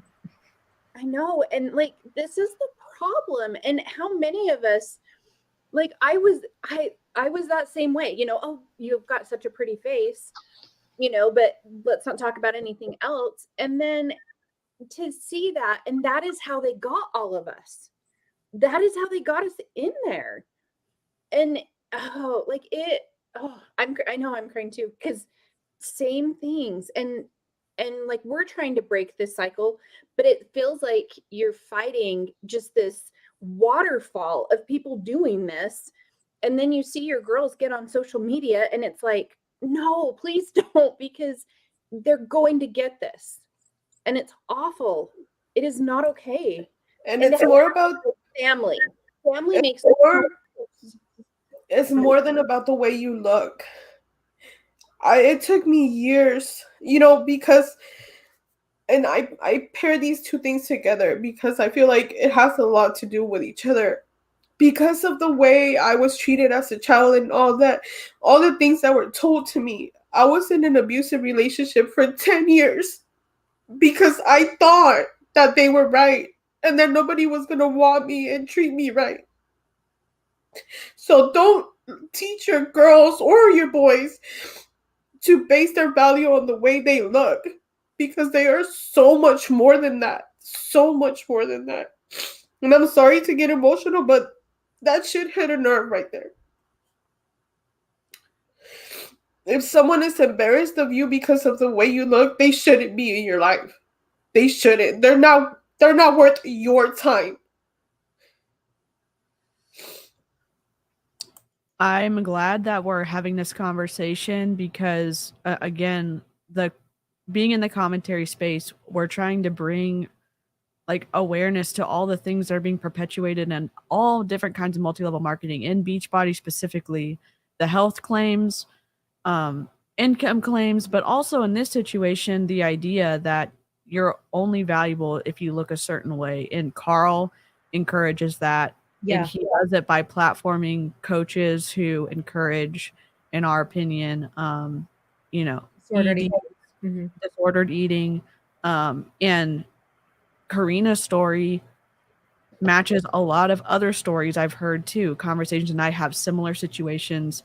I remember when I was 10, our relatives came to visit, and I was a kid. I wasn't, I was just a normal kid. And they said, "Oh, you lost some weight. You look good."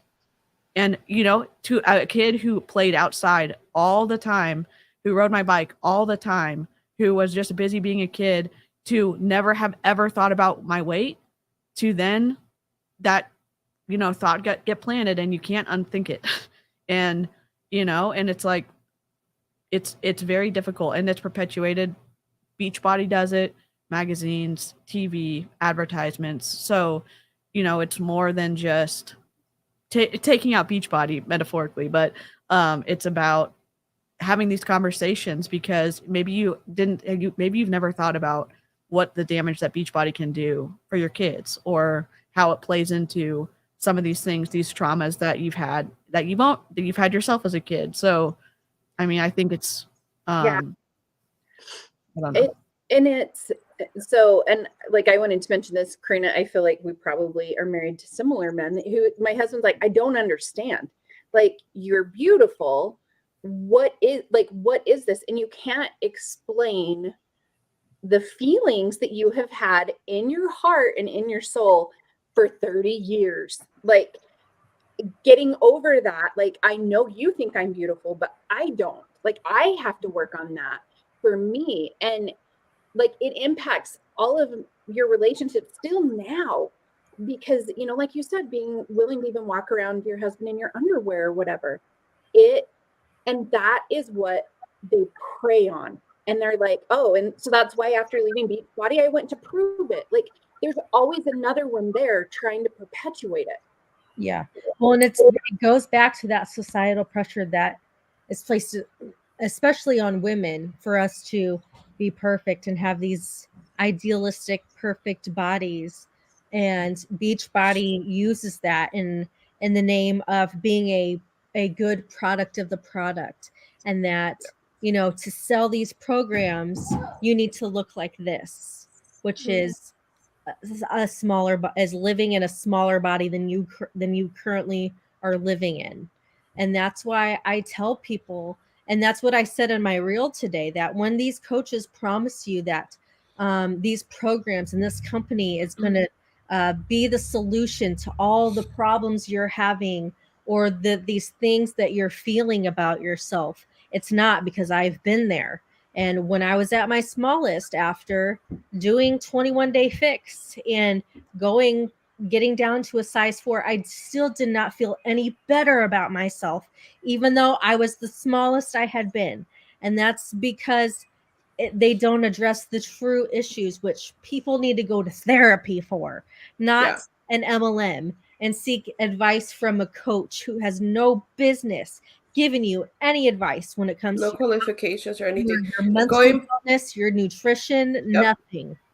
And it's all tied together. And again, shout out to my husband, because he really does have a lot to do with the fact that I'm so confident now, and that I push body positivity on my Instagram so much, and that I'm not afraid to wear a crop top, that I'm not afraid to go out in shorts, that I'm not whatever, you know, walk around him in my underwear or butt naked, whatever, you know. He has a lot to do with that, because he heard me out. He put himself in my shoes. He encourages me. And you know what? I could be wearing socks and a big ass baggy t-shirt, and to him, I'm still the sexiest. And he tells me, baby, why do you look so beautiful today? So I'm very lucky in that way. And again, shout out to my husband. He's the best. He's at work right now, but he's the best. What's funny is there's some random guy on my reel now who commented with the puke emoji on my reel today. And I said, oh, it's so wonderful that you felt so threatened by my confidence to comment. And he just commented back, #mental gymnastics. Like, bro, would you talk to your wife this way? Yeah. Or to your mom, to your sister? Yep. Daughter. Yep. Would you let a guy talk to your daughter that way? I highly doubt that. Yep. And things like this just really do, just, you know, to close up, things like this really do affect your entire life. Like, I don't think people understand how deep it can go for someone, especially to a young child that heard all that from the jump, like from growing up. It affects you in every way. It makes you feel unseen, unheard, unworthy, and that can lead you to make other decisions that maybe are not the best for you. But if there's one thing that I can recommend, like Amber did, is, and I'm not a professional, but if you need to, please seek out therapy. If you cannot afford therapy, find someone safe that you can talk to without being judged. And I want to let you guys know that even though I have no qualifications, I am an ear, and I will listen to you, and I will share my story with you if that helps you. My DMs are always always open if you need to talk. Why? Because for the longest time I felt alone and like there was no one that could understand what I was going through. And I am going to throw this out here. In October, the guest speaker for my group is Crystal Dunham. She is a registered dietitian, and she focuses on body image and binge eating and emotional eating. Anybody on in the live chat now on here or watching the replay, message me on Instagram if you want to join the call for free. It is on October 9th at 7 p.m. Eastern time. That's awesome. So message me on Instagram. Let me know you watched this, and I'll make sure you get in on that call because we'll be talking about body image. Yeah, and Jen on Instagram, it's jenb.coaching. Is that correct? Yeah. Okay, I'll make sure to link One her N. Instagram. One N. I will make sure to link her Instagram link below too, so you can just follow her YouTube because we're streaming to her YouTube now too. But follow. You can message her on Instagram. That's where you can get the link. So let's see. A story that she felt good to be able to play with her kids. What? Come on. And that she couldn't keep with them, and that she just felt disgusting, and she never wanted to touch her husband, and all the aspects, all for what? For me to have never invited her because I was scared that I might hurt her feelings, and to look at the trajectory of that and how 3 months later she ended up signing up. Even if it would have been a year later, I've had people that have been a year later, that person's life is forever changed because you had a fingerprint on it. So please explain to me again why you won't invite your one. This coach is Angie Bellemare or Bellemare. Bellemare. Bellemare. He was the #1 top pyramid performer in Beachbody. They call it the top coach. She made the most monies in Beachbody last year. Or, I don't think she made the most. No, she didn't make the most money. She recruited the most coaches. Oh, she recruited the most coaches. Okay, got it. Who made the most money last year? Don't talk. The ones making the most money are just sitting in their amazing house in Florida, but they are starting to recruit a little bit more. Oh yeah, we can't wait to see what happens in October. I cannot wait. She said that whoever she recruits or whoever joins her, their life has forever been changed. Yeah, I agree, but not for the better. Not for the better. I mean, these ladies can attest to that. Market, because I have story after story after story just like that. I feel like the one about my sister hits home because it's my sister, but even the scariest person, it's not you're offering them a box of lip glosses here. It's to change life forever. It's food and fitness, real sweat. You might have left me a couple voice memos cursing at me while she yelled at her, but other than that, it went really, really well. What food? You starve the people on these plans. What are you talking about? What food? So I've been quiet, and I'm just going to say this. Number one, it does not change your life for the better. It changes your life for the worse, period. I don't care who you are. I don't care what you are. Like, I grew up, I had issues, like body image issues as well, because I had thick thighs from skating and rollerblading. Yeah. And that's just how I've always been. But these people, once you join Beachbody, I'm talking to Beachbody. Once you join Beachbody, your life is screwed forever, especially with your relationship with food and your relationship with exercise. So she needs to shut up when she's trying to tell people that this will change your life forever for the good, because it doesn't at all. Yep. And again, when you're in these groups and you are fully bought in and you're listening to these top people and they're telling you all this stuff, you believe it. And so again, try to offer a balance, at least another perspective. If you have questions about Beachbody, if you feel like, hey, something's not right, I don't understand. I hope this video, if you know someone like that, I hope that it gets to them. Yeah, sometimes do we go hard for some of these top coaches? We do. I know there's a difference in perspective. I will always go hard for people like this. Yeah, it's just I feel like you get to take responsibility for your behavior and what you decide to do in your MLM. And is there room for change and to pivot?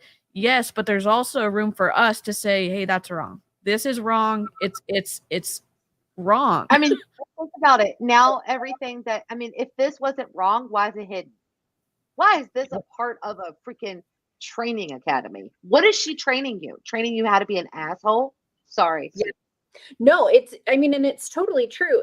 The craziest thing to me, I think, is as we listen to these calls, one, like listening to it now, you're like, holy cow, how does anyone find this motivational? But you guys, we found it motivational at the time. We were so bought in that we were absorbing these, and we were absorbing these calls multiple times a week. We were being told how horrible we were. Yeah. And that's the thing, right? Like, I think that's where a lot of our anger comes from, right? Because we're angry at ourselves because of the fact of the matter that we fell for it. And then we get even more ticked off because people are trying to tell us that we're crazy, that none of this stuff ever happened. But then we present them with the evidence. Yep. And they still can't say anything about it. And they go and leave troll messages everywhere. You know, like, it's stupid and it's ridiculous. And you know what? If you don't think what you're saying is wrong, put it out there for everyone to see. Because this ain't training. What kind of what is this training on? Well, and how to be an asshole and how to become emerald within an hour. And I think it's important. That's why, like, Cheryl would share some of her energized dances or whatever. Like, I found some of the worst possible posts ever today. I shared a couple pictures with these guys. They were like, oh, you didn't do that. I did. We did. And the only way to make up for it in any small way is to now share our stories and let people know that they're not alone and they are not crazy. It isn't you. It isn't you. Yeah. Quick happy birthday to Celeste. Sorry. Again, I personally have never been in Beachbody or any MLM for that matter, but I know a lot of people that talk the way she's talking and that target people, especially new moms, because she says she has no children, right? But she's targeting her sister who does have children. And maybe that's the reason why, because I'm sorry, but when you just birthed a tiny human, your main concern is keeping them alive, right? That's your main concern. So the fact that she's using her sister, not only her story, but to target that particular group of people is so disgusting. It's so disgusting. And it's triggering to me because, again, I've never been in an MLM, but I know plenty of many people that feel like her. Like in my mom's side of the family, that snapback culture is strong. And let me tell you what, I still have a snapback. It's been 3 years. But you know what? My body has never felt more powerful than right after I had Leo. Our bodies are amazing regardless of the size. So don't ever let anyone that's trying to make money off of you talk to you this way. Don't let that happen. Just shut that shit down real quick. Yeah. All the reasons. You realize we're not even 20 minutes in yet. 20 minutes in. Part 2. Holy cow. Because we haven't even gotten to the other coach. We haven't even gotten to her part too. Oh, bless. Oh my goodness. And the Q&A. Oh, the Q&A. Woo. Yeah, this may have to be a three-parter. It's the first step in your business. It's that first little toe into your business. So it's a hashtag duh. Please tell me Mandy's on. I'm good. Oh, yay. Okay. Couldn't see you. I was like, oh God, she left.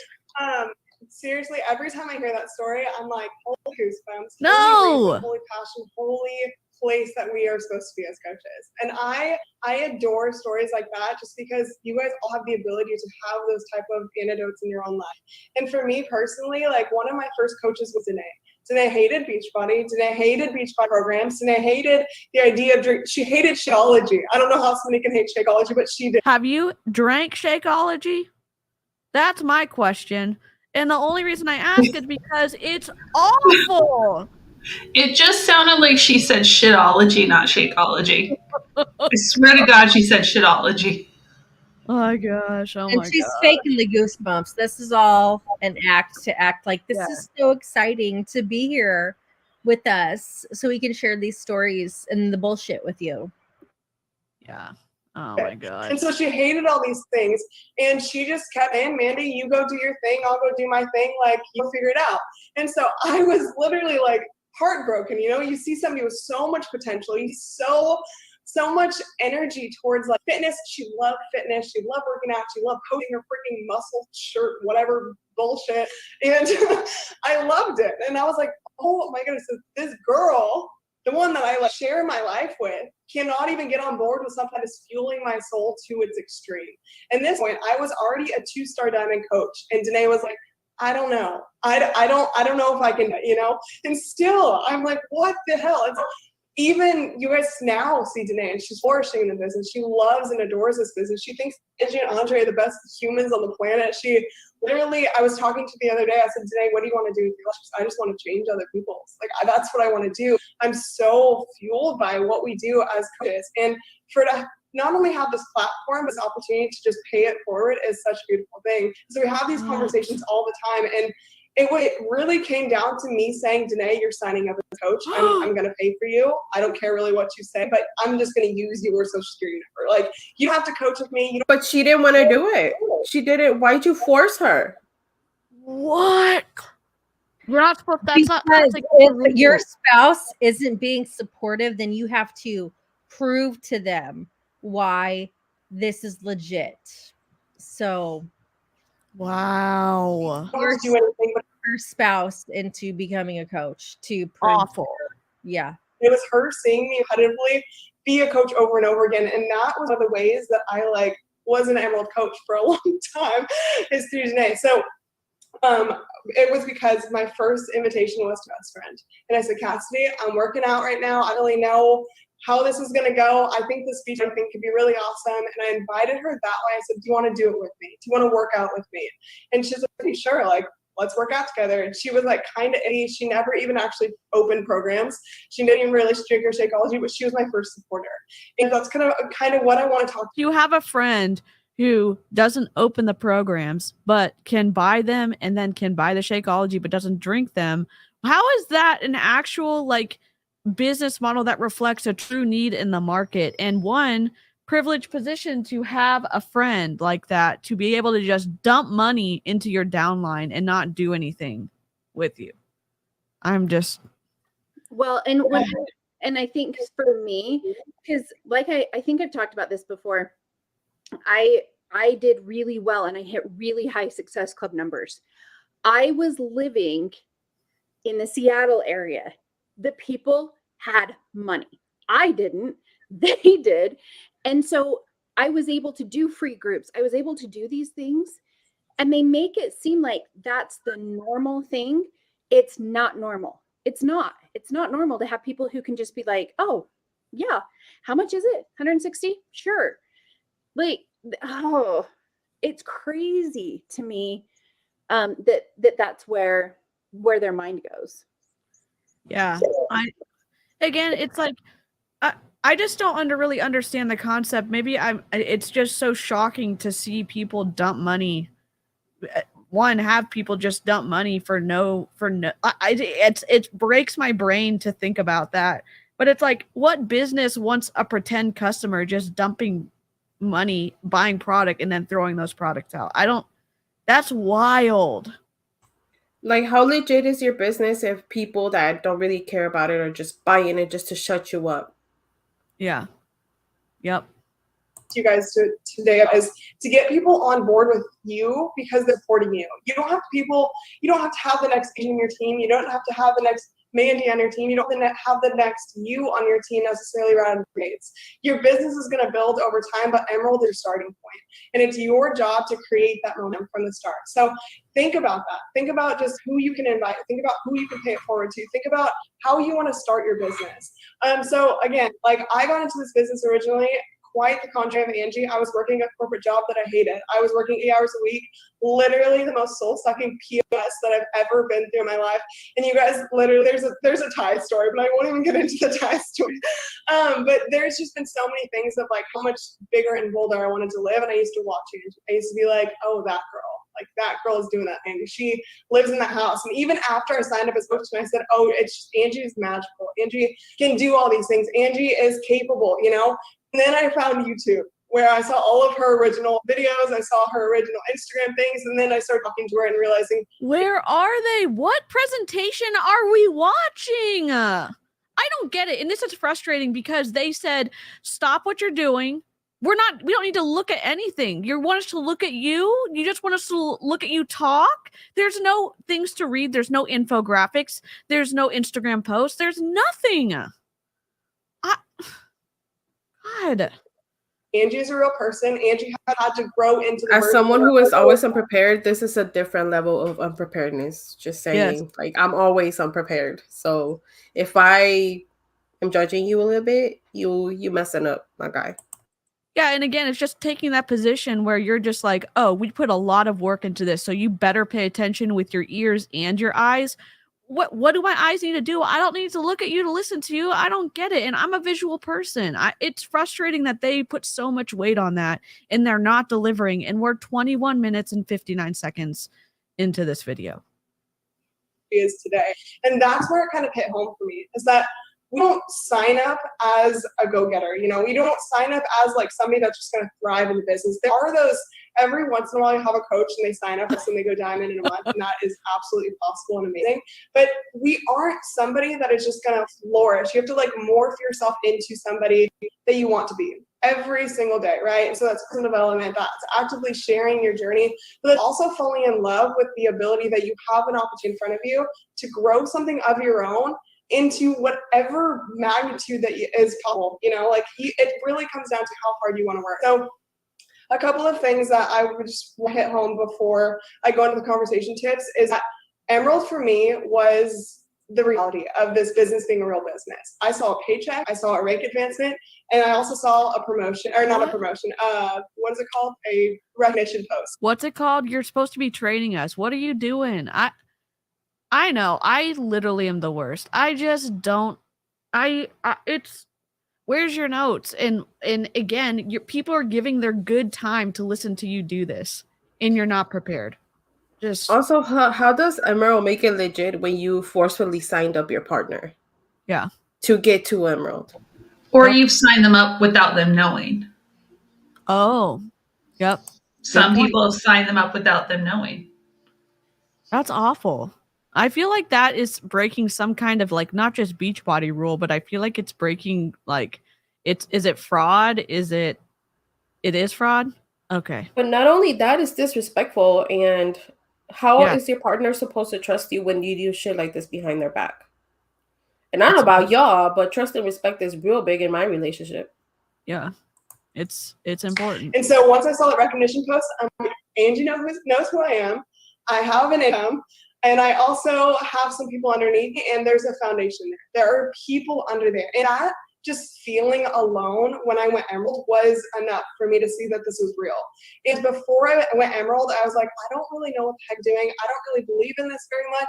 But it really came down to me either going to be like buying in wholeheartedly or me just not, you know, like it's going to be a decision. It's going to be a choice whether or not I do this, or I'm going to just talk a big game and do it, or like just, I don't know, be meaner for lack of a better word. And so I decided to turn on, and that was inviting my mom and inviting my best friend. And then I was a challenger coach for a long time. I would not suggest that because I didn't understand the magnitude of what a team feels like.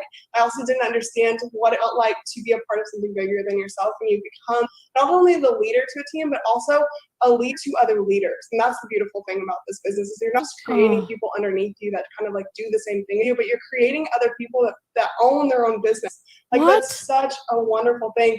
Being able to sit down with people like Angie or like top coaches on the team, and so many coaches that I've talked to on this team, it's so amazing to be able to just talk about life and goals. And so I'm going to get into like, how do I actually get there? Like, oh wait, are we going to have a presentation now? I mean, did she just say they were business owners?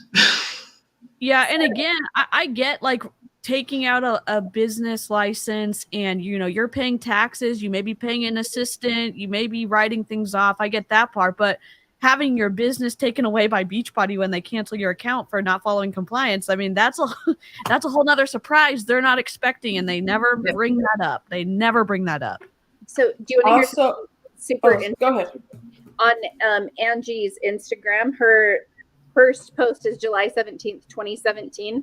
And it is definitely not any type of a transformation post. So she must have hidden everything else. She must have archived everything else because Wow. Yeah. Wayback Machine. We'll do a little check on that later. That's for sure. I just want to say, as a former business owner, when you actually own your own business, you profit, even if it's just a little bit at the beginning, but there's always a profit. Why? Because you have a profit and loss statement. Yep. Because you keep track of that. And it's something, also, you have a say in the products, which you don't hear.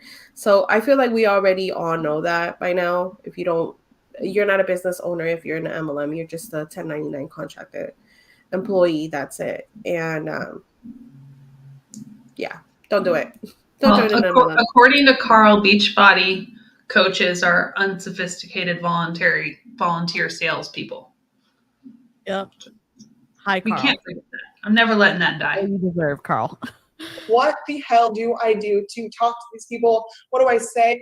How do I get people on board that don't even want to coach? I just need them on my downline. Like, what do I do? So I'm going to share these conversation pieces with you guys, and Angie, we can share in team coaches. Totes fine. Totes my goats. So there's a couple of ways you can do this, and I'll kind of go into first the support me. And Why did she present? She pressed present. She didn't even type this for a 1090 by 1920. God. Well, at least she has slides and visuals. At least she has not slides. like the other girl. Let's give her some kudos. Karina's bringing us back to the nice side of the line. At least. Okay, let me just say this to the live chat. If you are doing a presentation on Zoom, it's formatted for landscape, which is 1920 pixels wide by 1080 pixels high. Please, please fill up the screen. That's all I'm going to say. Talking about also signing up Andre, they are supporters. My mom is a supporter. My best friend is more of like a market, but those are the people that are going to support you. Scripts for your market? They're not signing up to actively be a coach. They're not signing up to actually go sell programs, but they're signing up with somebody underneath you so they can support you. So reaching out to those people as supporters is going to change the way they view them signing up for you rather than them signing up for themselves. So reach out to your warm market or your mom, your dad, your boyfriend, girlfriend, whoever you want that is not going to actively work the business, but can be somebody that uses the programs and products and just sees you flourishing in the business. So this is a good way or an example of how you can reach out to people and how they can just be your supporters. So this is what I say. So as you know, I just started this new business fitness venture and I'm so excited about it. There's a team that is more supportive than I could ever imagine. We work together to help inspire us. I would love if you could support my new journey and sign up as a coach. She didn't even... The typos are horrible in there. Yeah. Oh my God. The grammatical errors are driving me nuts. She wrote this, didn't spell check, didn't grammar check, exported it, pulled it into a PowerPoint, and we're showing this as a training that you spent time on. I will take the credit I gave her back. I want it back. I do presentations and I do in the right format. And there will be some typos in there. And before I even push present, I just say, hey, if you see a typo, it's going to happen. I acknowledge it beforehand. And I'll read through and be like, oh, there's a typo. And I laugh about it, but it's like, oh my gosh. It for sure happens. And y'all know I have technical difficulties out the wazoo on my channel. I even imported the wrong clip, so I downloaded my video and the one where Karina and I went live and I re-uploaded it. So like I have tons of problems happen. My thought is it's frustrating to say I spent so much time on this and you need to stop everything you're doing to pay attention what I've created for you. And this is what you created for me. No. I'm disappointed. As disappointed as someone can be, that's how much I'm disappointed right now. Like the spelling errors and the grammar, I'm just finding more and more every time I look at it. Yeah, Fizzlestick said maybe she created it for Instagram or TikTok. I get that because of the format, but that doesn't excuse the grammatical situation here. The run-on sentences, the way she's reading it differently than what's on the paper. Just punctuation. Yeah, that translates from one platform to the other. This does not. Canva is so easy to use. Yes, you can export for different dimensions. there's so many templates that you can use. It also has a spell check. Yep. With me. Don't worry, you don't have to work the business, but it just helps me hit my first milestone. And so I can start to gain momentum. You also get access to the workout shakes by supporting me. Hey, it's Gwen, so what do you say? So simple, so natural, and so just kind of easy going rather than, hey, do you think you can purchase this challenge pack? Because I think I go to this next rank. If you go to somebody and you're real like, quick, hey, shout out to the lady folding laundry that's not giving them her undivided attention. I'm convicted Love that by energy. something that I really find really amazing, and I found this new kind of opportunity, and I'm excited to kickstart it. Would you get on with me just to support me? Yes. You don't have to do it. You don't work by my side. You Clippy, don't where have to are you? do anything other than just support me. And hey, if you get some shakes and end up working out with me, it's going to be fun. And so that message there gets a lot of the people that you can control their accounts later on. It's just gets you start. You guys hear that? So it gives you a lot of people that you can control their accounts later on. She just told you that she's going to stack. Like, are you kidding me right now? Oh, sorry. The stacking thing has got me like so mad because I've had a lot of people that are like, I am so sorry that you had this experience, but it isn't my coach, or this isn't the normal thing. This is the number one recruiters team. This is the number one recruiters team who's teaching this stuff. Listen, and I just found a video this morning from one of the top coaches who has a very famous sister. And she also said, when you sign up, your first two coaches need to be your husband and or mom, sister, boyfriend, girlfriend, whatever, so you can control the accounts. Wow. So, awful. And she's all the way up there. Like, this girl's probably in her downline. So question, because I've never been in Beachbody. Let's say one of those, like this lady, right? She signed up her mom and her dog and whatever. She leaves. What happens to those accounts? They go to? They go to her upline. To her upline. Sucked up. Yeah. Into the upline. Oh, okay. Yeah. Yep. Do the legs maintain their shape? But the two they just still be in the same leg, yeah. Okay. Yeah. Gotcha. This is very similar to scripts that I got when I started. Interesting. Well, and I remember sending it once to a friend, and it was on Facebook, and she replies back. She's like, you didn't write that. That is not your voice. What the fuck are you doing? And after that, I stopped cold messaging. I don't know who she is, but I love her. All right. Yeah, she's amazing. Love her too. So, Karina, asking like if people just roll up. So what happened when I quit was that all of my people rolled up to my coach. Well, my coach chose to publicly shame me on Facebook. And so all of my people lost their minds on Facebook. Plus they had her phone number and her email because she was now their coach. And so she like called me and left me a voicemail and was like, you need to call off your people. Why are you giving them my info? And I was like, Beachbody gave it, not my fault. And you're the one who put that on Facebook. So enjoy. Handle your own shit. I would have been like, that's your problem now. Yeah. So I did. Sounds like a you problem. Mm-hmm.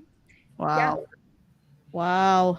Support me people. That's going to be, again, your mom, dad, boyfriend, girlfriend, whoever. The people that are not going to actively work the business. Mom support me was my mom, my best friend, and then Danae. Not actively work the business. Warm market, old market conversation tips. So your warm market's going to be anybody. You guys, people get so confused about who warm market is. Your warm market Why is cold market capitalized and warm market is upper and lowercase? I know. Who cares? No consistency, but what do you expect? They always talk in circles and contradict themselves. So it tracks. I was anticipating an incredible presentation because I'm supposed to be looking at the screen and taking my notes right now, and I'm mad about what I have to take notes on. Well, here's the other thing. She's also a web developer, and so No. I had to pour some salt in that wound, DeeCee. Sorry. She is the girl that's what? Mandy is? Oh my What god. you Our were web throwing developer would at have a fit. So Oh. again, you expect me to be like this for Yeah. that bullshit? Nah, I'm good, thanks. No thanks. Wow. knows that you are a human being. I love your warm dog, market is Cheryl. not me that you know personally that you've had 10 meals with and everyone's just like cold market, but a warm market individual, somebody that knows that you are a human. That could even be somebody that is friends with a friend of Knows you're a human? I mean, what do y'all think that I am if I'm not? You're a robot. Oh, gotcha. friend that knows you're an actual person. Those are your warm market people. So you can reach out to Can we them. like and say, read "Hey, girl, one oh my of these God." scripts really quick? Because I want to Mhm. emphasize all the capital words she capitalized. OMG, blows. Why? Cassidy, dead. You have. You slay. Dead. Slay with 2 eyes. Did you hear You slay, girl. You need to join my team. Why She are you said, she said that your warm market is even a friend of a friend. That is not a warm market. They don't know you. They know your friend. They're not your warm market. Yeah. And she just told them that they were. That's a lie. That's a lie. It's a lie from marketing hell. So for getting excited about this new journey, I started. You would die with the amount of love and support my team shows us. See, she should have capitalized the words excited, new journey. Or how about no capitalizations except for the first letter of each sentence? Well, I mean, you could do that too. I'm a fan of I'm a fan of emphasizing some stuff sometimes. But I mean, she did all the negative words. OMG, blows, dead. And the God. fact that we're working on eating well and paying it forward blows my mind. Why Puppy don't you break. do? Like, let's do this together. I don't want to be alone. Let's do this damn thing together. And I love this type of way to reach out to somebody because then you're actively doing something better for not only yourself, but for that person together and collectively. It's not like, Do you want to join me in creating disordered eating habits and behaviors around exercise and food? Yeah. I Oh, was about to do this as a reel. You should take this and then you should do like wipe it out and then do you on screen where you say that and then you go there. I fixed it. You should do. I was about to say something super duper mean about the whole relationship thing, but instead I think I'm going to ask you guys a question. So since being in an MLM or a Beachbody in this case, do you guys approach your relationships differently now? Like, is there ever a like a doubt, like, why is this person talking to me kind of situation? Because I feel like that would mess me up. Yeah. Because we just moved here last summer, so it's been hard to like find new mom friends because you just don't know who is involved in an MLM, and so it's okay. What's the catch? The over under on how many of these women that I'm like talking to in like mom groups and stuff that are actually part of an MLM that are going to try to recruit me into their pyramid scheme, because it's a lot. So it's like going to like the soccer practices and meeting the soccer parents. It's like, oh gosh, like I just want to make genuine connections with local moms and not have to worry about possibly hearing a pitch from them. Yeah. I have problems. Like, if you notice, if you ever DM me, I am not a very talkative person in my DMs, and it's because I'm scared that either A, you're going to think that I'm trying to pitch you something, or B, I'm scared that you're eventually going to try to pitch me something. Yeah. So, yeah. Yep. So for me, because I do have a business and I do have to talk to people about it. It's been a hard transition to get from going and seeing everybody I talk to as a potential customer. And now it's like people I talk to, I'm like, no, like no, you're not a potential member of my fit club. You're not a potential money dollar sign for me. It's like, I've had to shift that perspective because that's what they taught you in Beachbody. Every person you talk to is money. Yeah. Yep.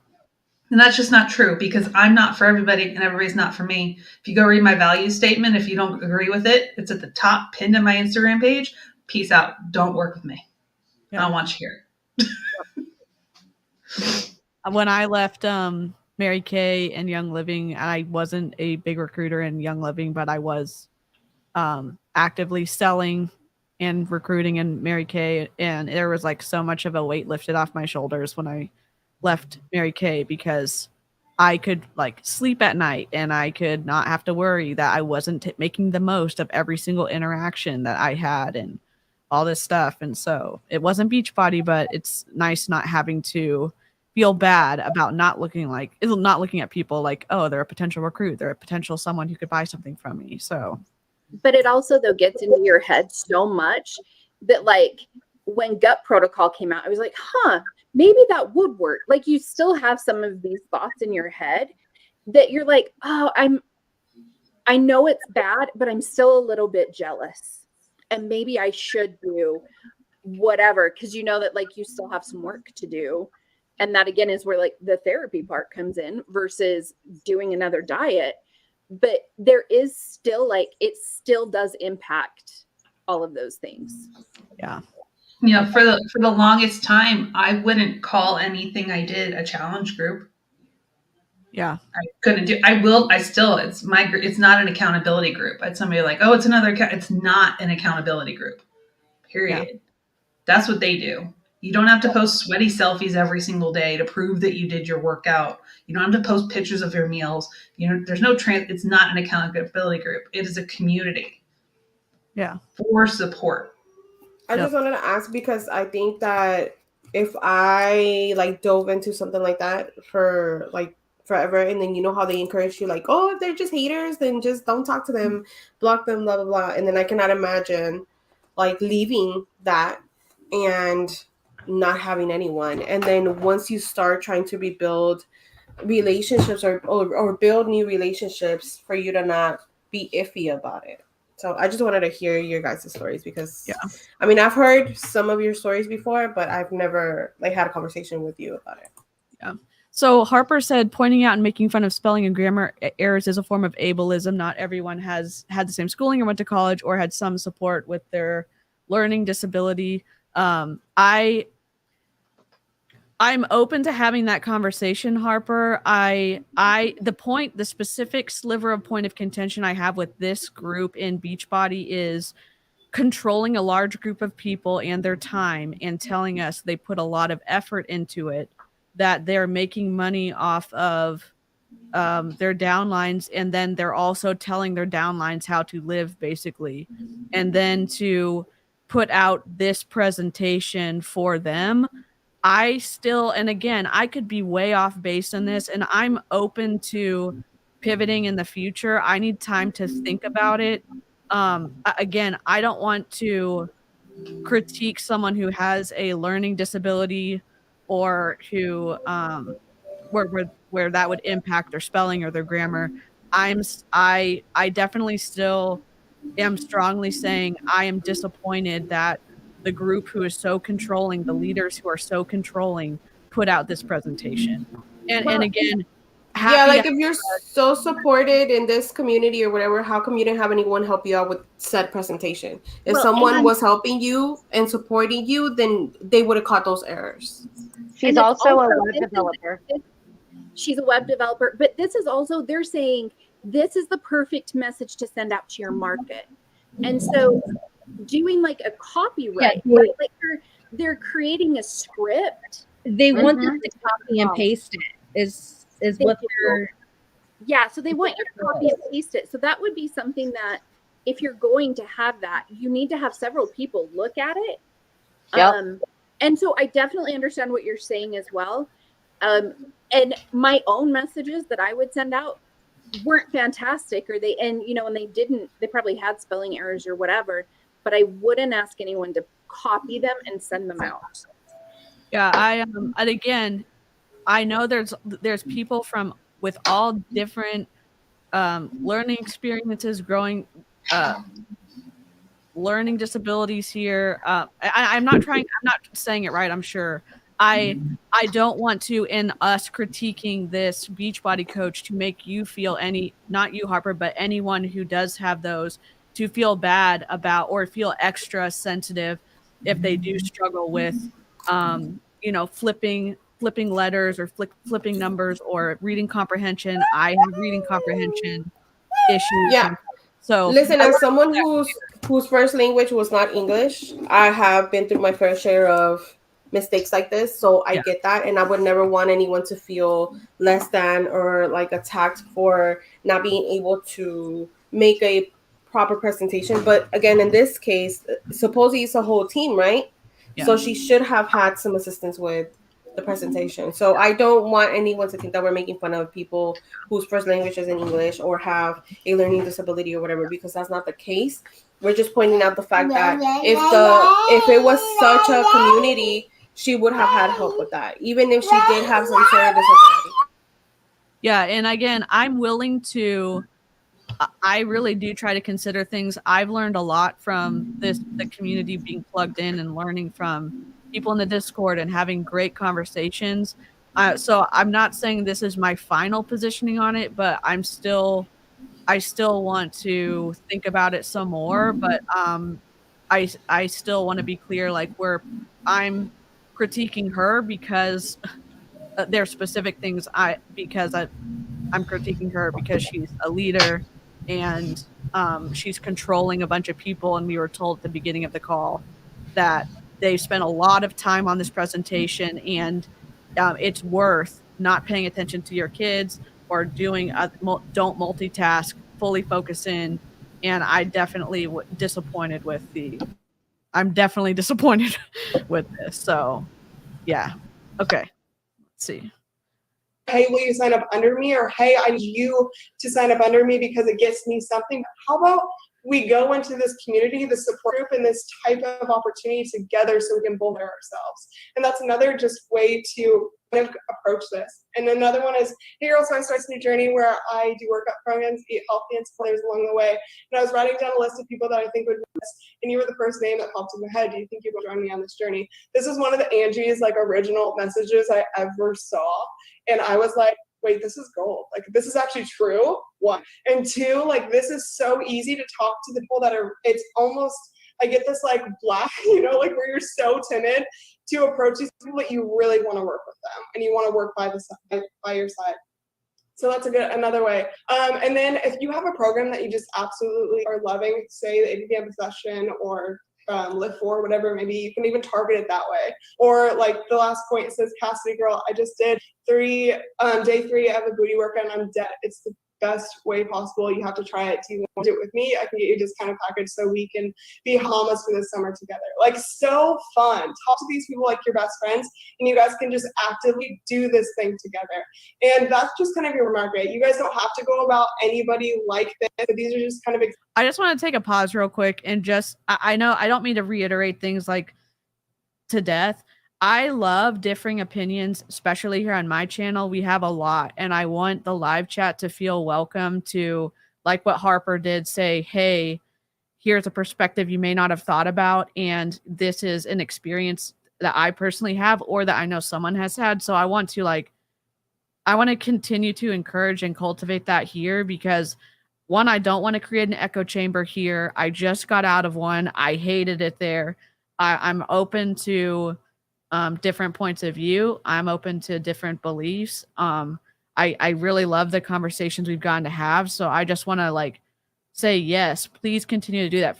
Please feel free to continue to share those, especially if you don't fall in line, then you're not welcome here. That's not what we do here. So I don't know. I just wanted to reiterate that and say that. And I hope that if you got this far in the video that you still feel like that you can freely say, hey, what about this? I think differently than you. What do you think? And so I don't know. Yeah, that's what I wanted to say. I agree. It helps. Look, it helps me learn, right? Like, it helps me think differently when it comes to things like that. So I always appreciate when somebody is like, hey, how about you think of it this way or look at it this way, right? So yeah. I'm 100% open to, it's ABL, always be learning. And I already said earlier, when I do these presentations, there are spelling and grammatical errors in mine. Yeah. I know there probably will be. And before I even hit present, I say, look, they're in there. I'll go back and fix them for the recording. But and I point them out when they're there. It's like, that's wrong. It should say this instead. Yeah. You know, and I just my background. I majored in English and history, so looking at grammar and spelling and punctuation errors drives me up a wall. And I do have a son who has a learning disability. So I get it. I get what you're saying. But from this perspective, this was a professional presentation used in a business setting. Not only that, they were trying to guilt people to just drop everything they were doing and watch them, like just give them their undivided attention. So again, sorry, Harper, but thank you for bringing this up to our attention. I feel like it's a conversation that needs to be had. And I've said it many times on my channel and also on DeeCee's channel. I'm always willing to have a conversation so long as it's respectfully, and I'm always willing to learn and grow. And I think I can say that for all of us here. So thank you. And yeah, you're right. We should have considered that. Again, in this case, I feel like she should have gotten some help with this presentation, since they said that they all spent so much time on this. But you're right. That's a perspective neither of us thought about. So examples of how you can talk Let's to people. finish these Some of your cold scripts and market then we opportunities can and ways you cut can it for converse next with video. people through people with social media, and it says, "Hey babe, so I watched your journey. I've been watching your journey for a while, and first off, let me just tell you, slay." She's not up on the screen. Oh man, I hit the button and it's not working. Sorry. I don't know. Okay, there we go. Thank you. Realizing good energy, I have to ask you your thought about coaching, because there's been about 1,000 people that I've sent this out to. 1,000? And I've had a lot of great conversations. Okay. And a lot Same, of that I right guess. now is in all the later sign-ups. And even if you're sending out 20, 30 of these a day just to get people understanding that you have an opportunity to provide them, you're doing something good for your business. Even if they don't sign up right now, these cold market invites are amazing ways to just cut the guys, you know? What? And so the next one is, girl, you need to join my team. Oh my God, you would kill life doing what I do. Please tell me you ever thought about it before. And just, again, so vague, but let's just start a conversation. So Let's vague. start moving and growing our business. And even, again, if these people don't step today, those are people that you're warming up to your market that might follow you and really just be inspired your journey and all of that. So, I'm still not going to go into the last one because I can't unshare this. I think this is a good spot to cut it for today. And I'll try to get a different video programmed so that I can speed it up, but I like not having the address bar at the top, so that y'all can see more of the video. Wow. There's more. Does anybody else ever feel really drained after these? Like, my brain hurts. Yeah. And again, I used to go to all these every Zoom time. calls. Yeah. Especially when I cry. Yes. I'm tired, but I'm fired up and upset as well. Like, it's like the two spectrums, because I'm like, she is number one in the company, like, or she was. She's not anymore. But like, how many people she has impacted. So that like fires me up and makes me mad. And then I'm like, oh, this hurts. I mean, I had to move over to my bed. I'm just saying. Yeah. I don't, again, I mean, I was not enough at one point, because sometimes they just like talk in such a monotone tone. Like, it's no wonder that these coaches like don't want to be on camera, because they're probably falling asleep in the background. Yeah, I'm going to take a pre-workout, drink a pre-workout just so I can do my workout, because my brain hurts right now. Yeah. It's listening to all of the body shaming and the team shaming, how they're not paying attention the right way, or they're not doing it right, or how someone who is extremely privileged was actually not privileged because she didn't know what an overdraft was when she did have someone to bail her out. And it's just like, does this feel exhausting to anyone else? Because again, it misses all the marks. And again, it's missing all the marks in kind of a dangerous way, because they're impacting such a large team with the ideas that they're continuing to perpetuate. So yeah, we're gonna go to part 2. Like, I already got a workout done, so I'm not gonna go to the gym. Instead, yes, we're gonna eat some Chinese food, some takeout. Ooh, that's what I'm gonna do to recover from this. Yes, love that. Love that. Live chat, thank you so much for your incredible support, your insightful comments. Loved the conversations we got to have. Big thank you to Karina for her perspective Thank you and for having everything me. that she brought to the chat. Every single time she's on one of my streams, it's incredible. And we're gonna have to do a part 2 because we're only 30 minutes and 22 seconds into this call. Oh my Lanta. So we'll have to schedule it when Karina can come back on for part 2 as well. I'm down This whenever. is why I love being live, is because we actually get to have these conversations, right? Like, I think that if I was to ever do a YouTube, like, other than upload my podcast to my YouTube, if I was going to do a YouTube channel, it would be live, because I want to have conversations with people. I don't want to talk to myself, right? Yeah. Like, hands down, great job to people that can do it. I also don't want to edit, to be 100% honest. Same. Yes. True. Same. Same. Say bye. See you Goodbye, later. you. Bye, you everyone. Bye. Thank you. We roll the outro. Bye. We did it up. Okay. Bye, guys. Bye bye. Bye, guys. Bye bye.